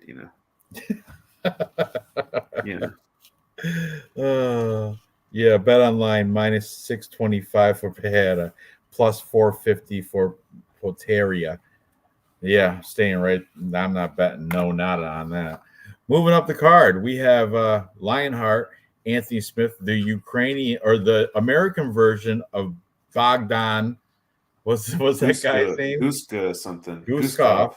Yeah, Guskov, Bogdan, Guskov, Bogdan. I don't know, but they look a lot alike. And he's coming. He made me money last week.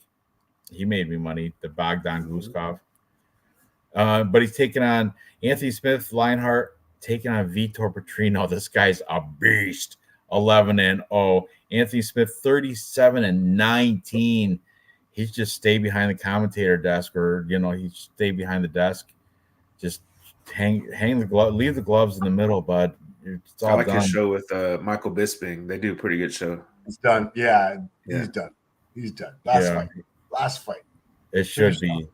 Keep I mean, what unless for some have left. crazy reason he manages to last, he might be able. No, he's done. He's done. Vitor Petrino is going to destroy him. I'm sorry to say, he's just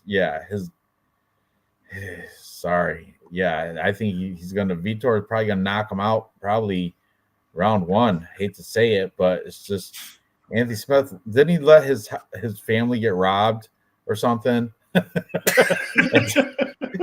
Like his house got broken into, and he's like, and hey, he couldn't man, like. don't do He that. kind of lost. He kind of admitted that he didn't really win the fight. It was like a draw.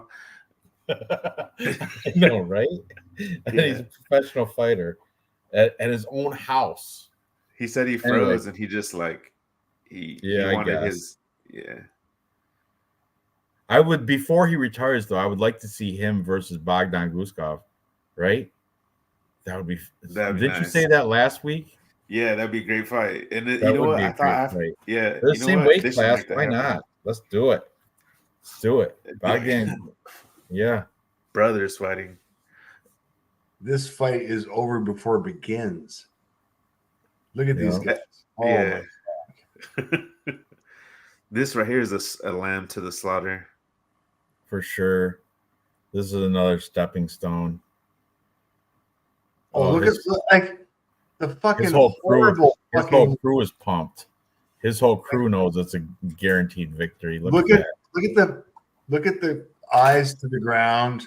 One guy shut off, the other guy just like, I'm here for a paycheck. Anyways, moving on. All right. So yeah, let's move on. But real quick, what are the odds? Real quick. Oh shit. Bet Online has it. Petrino minus 450 and Anthony Smith plus 350.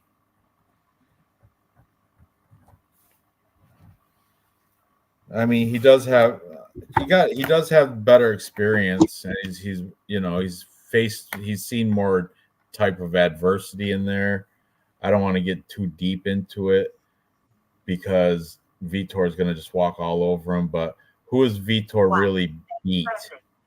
Modestas Bukalkas, Tefan Chukwi, Marcin Prachnio. That's good. Anton Turkalj. That Anton guy is 0-4 in the UFC. The pleasure man there, Tyson Pedro. I don't think any of these people that he's beat has maybe Modestas Bukalkas, but I don't think any of these has a winning record in the UFC. UFC. Well, yeah, Modestas Bukalkas is 2-1. No, he was in the UFC before with 3 losses. Yeah, none of these fighters have a winning record in the UFC that Petrino's beat. None of them. I don't like the way right? Anthony Smith. I don't like how he gets knocked out on his feet so quickly. Yeah, I know. He does that chicken dance and all that stuff. Like Vitor it's Petrino over. He's not going to lose tomorrow, but he's not. I don't know. I can see his record he's undefeated, but if you look at his opponents, none of them are really that phenomenal. Bukalkas is good. Prachnio is good. They all have losing records in the UFC, bub. Yeah, but they're decent fighters. But is Anthony Smith the same guy? You know, it's like saying Jose Aldo. That's why I said he's not. You know, Anthony Smith's going to spend another $5,000 at the fucking dentist, get his teeth replaced again. I mean, you're looking at like a 1994 Corolla versus like a 2019 Tesla. You know, which one's better? Tesla, come on, don't pick an electric car. 2019, really? I don't think they had them in 2019. That Tesla in 2019 can only go 30 miles before the battery's dead. You're always gonna play devil's advocate. You even gave a point for Anthony Smith, and I'm just like, It's that's true though. You're gonna make an analogy. Use it. How about a Honda Civic or something? Not a Tesla. 2019 Tesla. There was only one, and that was the Elon Musk had it. That was just like the prototype. All right. Anyway, Jeez. all right. Moving on. Next, we have the co-main event. We have Jonathan Martinez taking on the legendary Jose Aldo. I don't know. Is Jose Aldo? Is he done? Is he washed up? I know his best years are behind him, but does he still have it in him to get another victory over Jonathan Martinez? I don't know. It is Brazil loves Jose Aldo, obviously. He's right at home. King of Rio. That's what they used to call him. Junior Aldo. He's coming off a loss to Rob Davishvili, the machine. You can't knock him for that, of course. But he's been around, boys. And before that, let's see, beating Rob Font, Pedro Munoz, Marlon Vera, and he lost Piotr Jan, but Piotr Jan, whatever. Jonathan Martinez, nice 5 wins in his last 5. Nice streak. Alejandro Perez, Vince Morales, Cub Swanson. I mean, not the greatest. Saeed Nurmagomedov, that's a good one. And most recently, Adrian Yanez. Some people, I like Adrian Yanez, but some people says he's not that good either. So this is an interesting fight. I could see anybody taking either side, but I'm going to go with the 7 years younger Jonathan Martinez. I think he's just entering his prime, where Jose Aldo is just leaving his prime. Like he's already actually, I think he left his prime probably 2 years ago when he beat Rob Font. Was probably his last.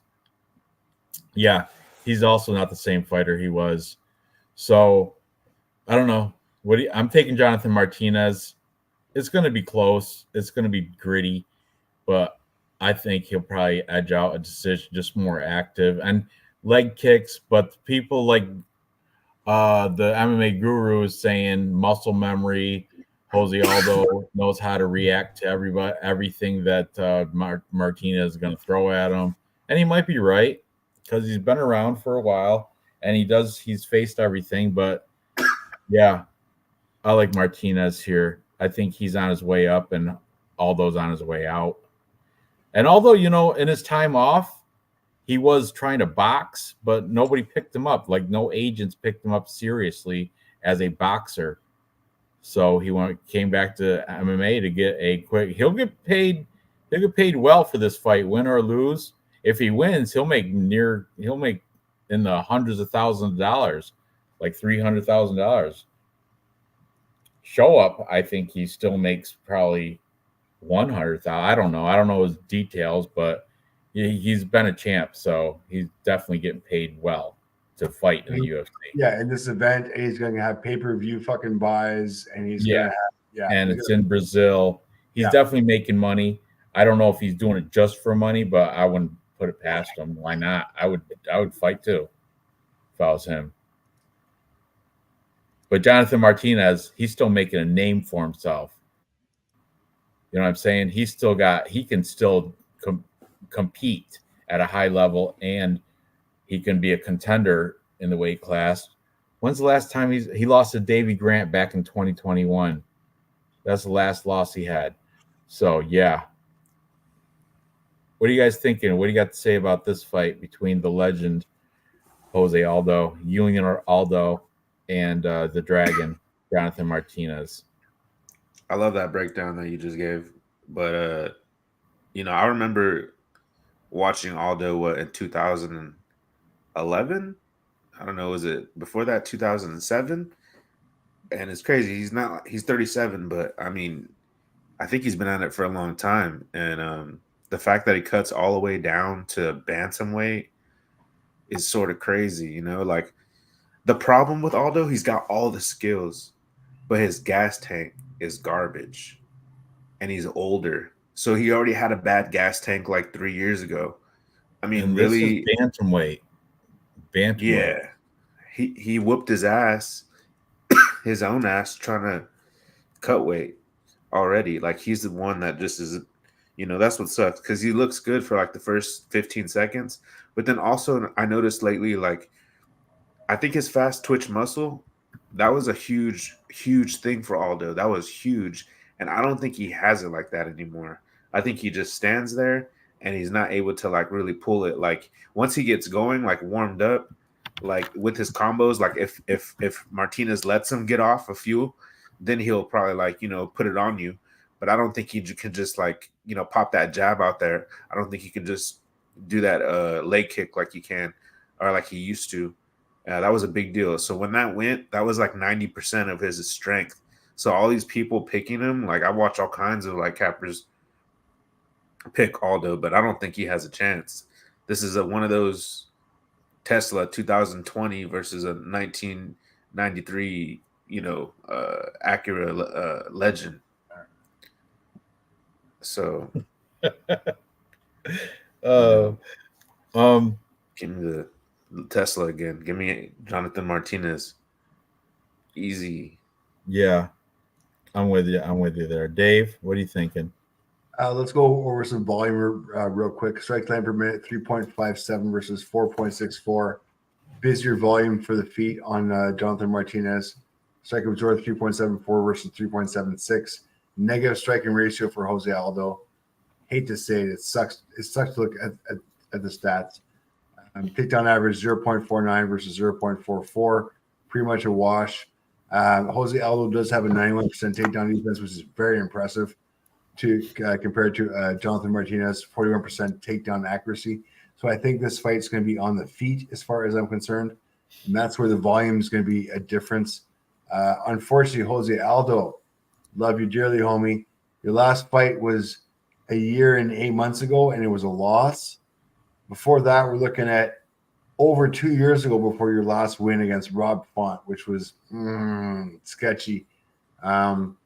I've been fading Jose Aldo ever since his McGregor loss. I'm sorry, Jose. This is the one Brazilian I'm not going to be betting for. I like the new kid, Jonathan Martinez. I like him on the volume. I like him how he hasn't lost a fight in fucking ages ago.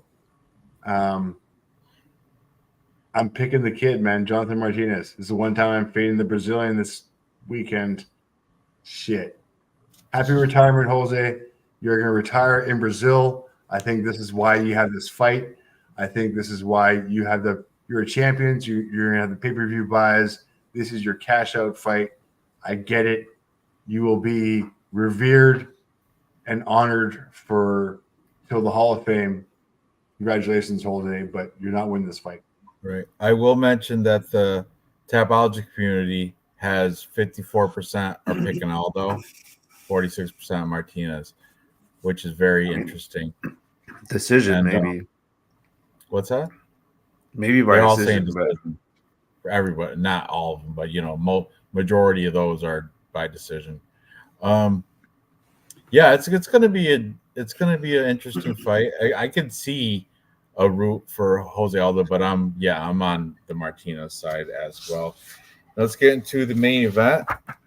We have the Cannibal Alexander Pantoja taking on Steve Astro Boy Urseg out of what is he, Australian?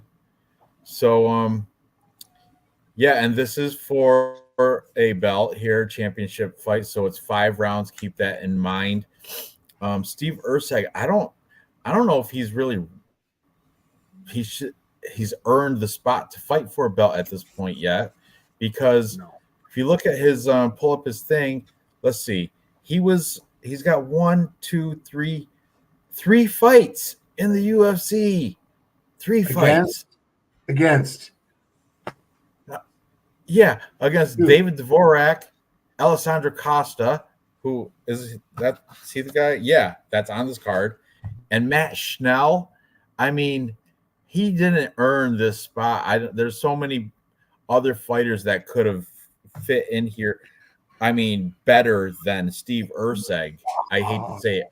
I'm not fading, like throwing shade on him, because he is does have a lot of green. He hasn't lost since 2017, and that was he was 1-0 or 3. Yeah, he was 1-0 when he came into that fight.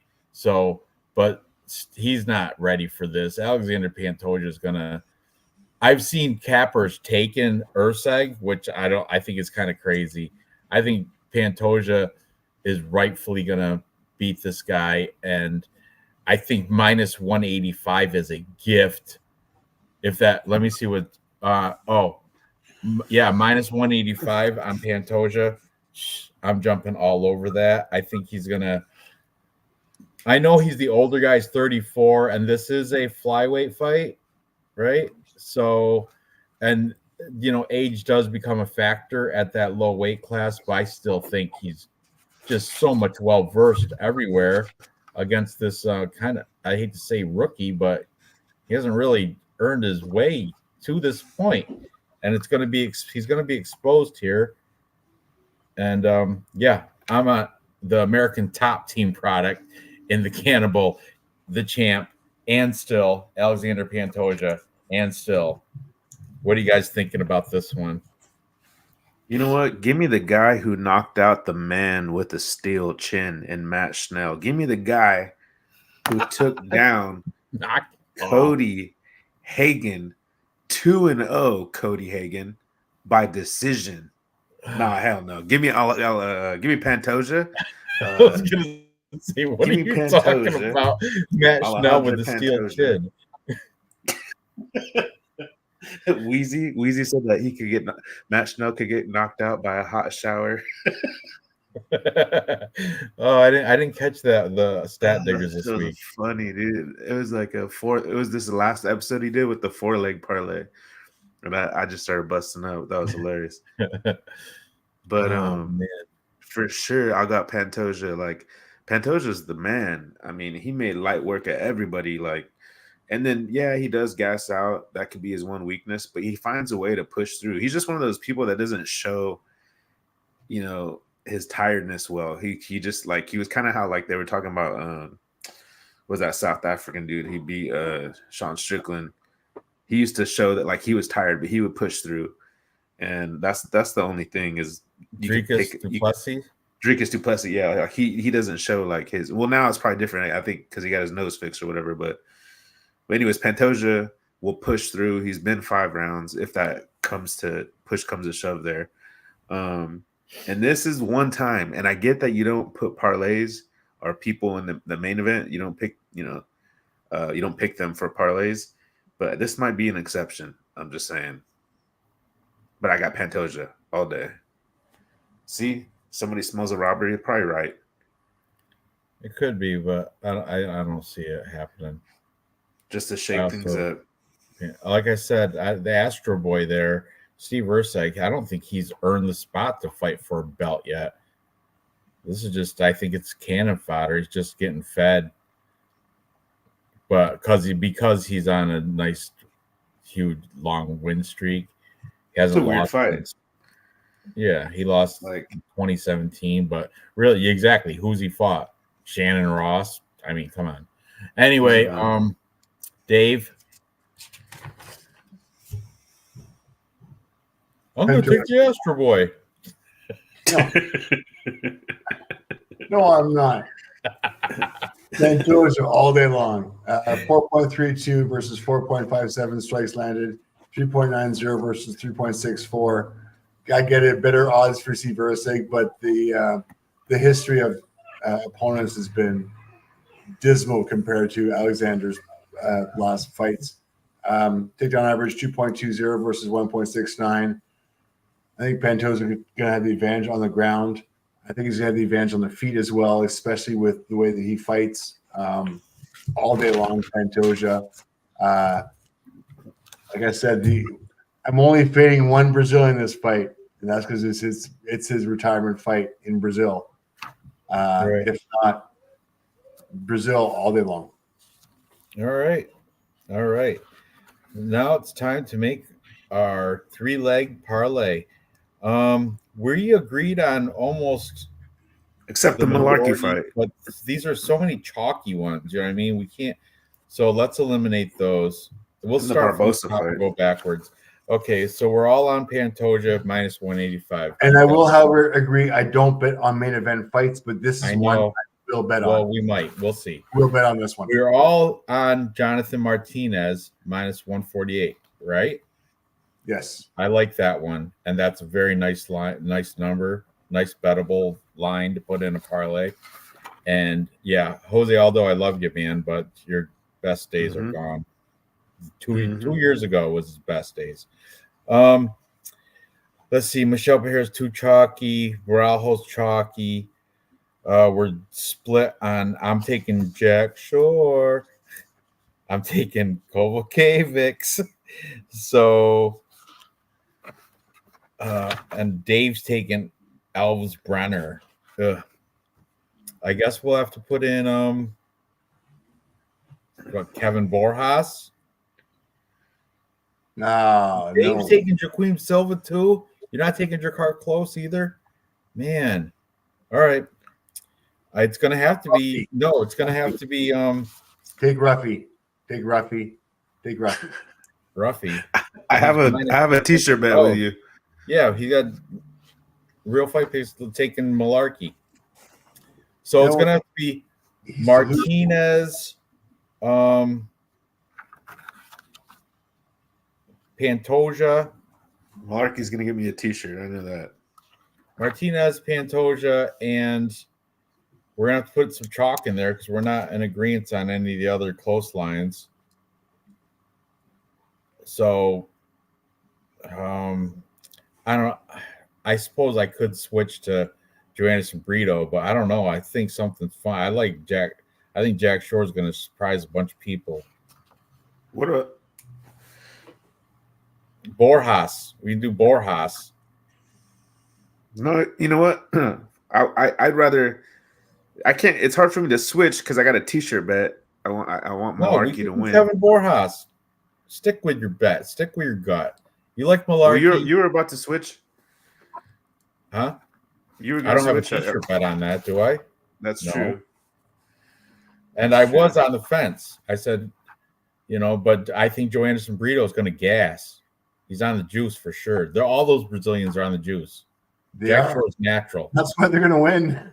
No, that's why they're going to lose because I told you it's not the right juice. It's not Astrostrine or whatever. It's not that stuff. It's the Brazilian stuff that fast twitch. I try to give you a lesson on steroids. The Brazilian stuff is fast twitch and strength. It's not cardio. Chat, pick our third. Please chat. Crystal. Perfect parlay or Piff's perfect parlays.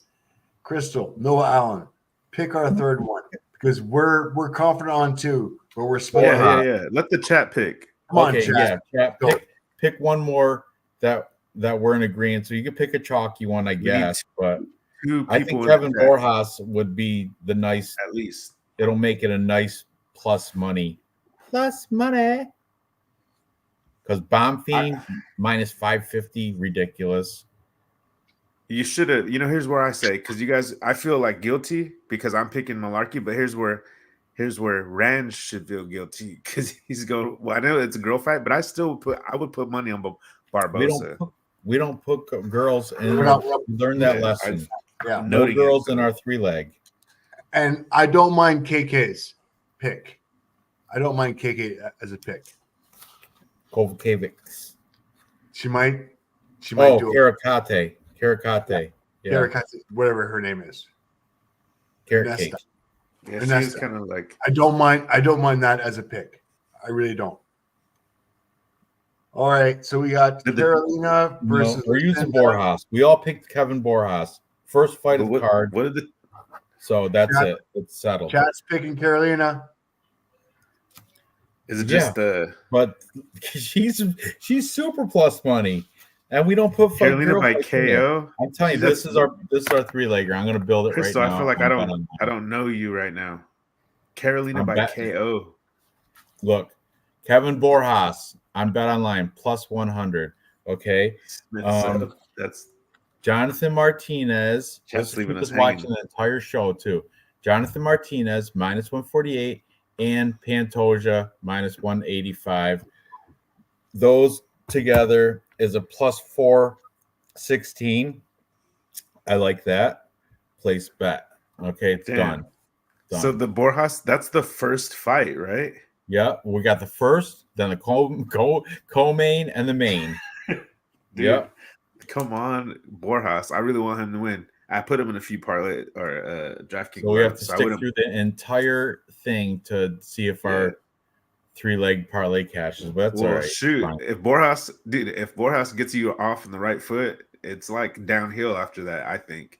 Yeah, and if he loses, I guess we find out real quick if we lost our parlay. Yeah. You can always put in another one, I guess. Yeah, That's we the way to totally do you it. can build another one. Exactly. Yeah. So let me copy this and paste. There you go, Dave. You could do yours because Ruffy fights fourth, it looks like. So you can know real quick, if you want to ditch or if you'll be forced to ditch that parlay because it's garbage, it won't cash. Then you can put it with Ruffy. You could start over, do the same thing.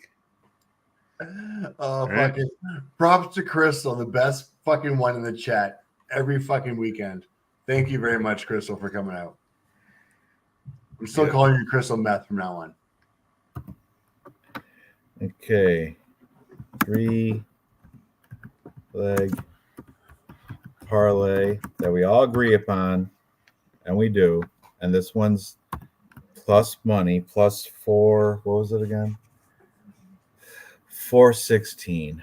Plus 416. We got Borjas, Martinez, Pantoja. Let's go. There it is. There it is again. So there it is. Borjas, first fight of the night. And Let's get it. Real Fight Picks, you can set that. You can start DraftKings because you can't gamble.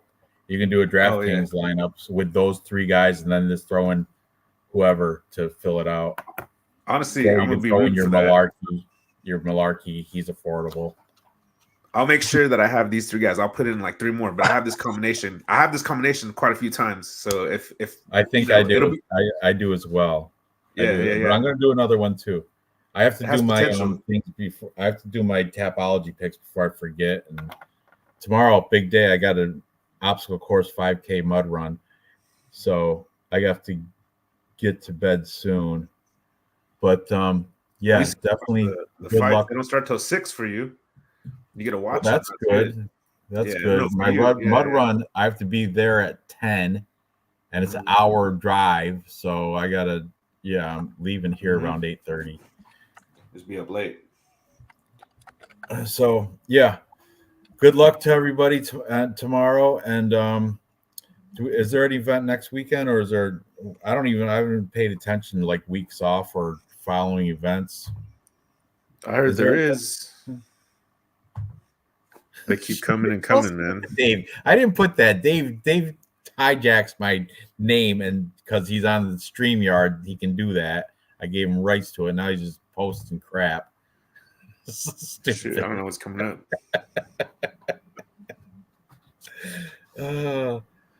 Next week is Mother's Day. Next weekend's Mother's Day weekend. Ranj is from North Korea. Yeah, I wouldn't be sitting here if I was. It'd be very rare. Be very rare if I was. He deflected to New York. All right, guys. I really have to get going. So thanks for hanging out, chat, you two, and good luck tomorrow. And I'll see you guys hopefully next weekend if there's an event. Yeah. But there might not because it's Mother's Day. I don't know. All right. Good night, guys. Good night. Later. Peace.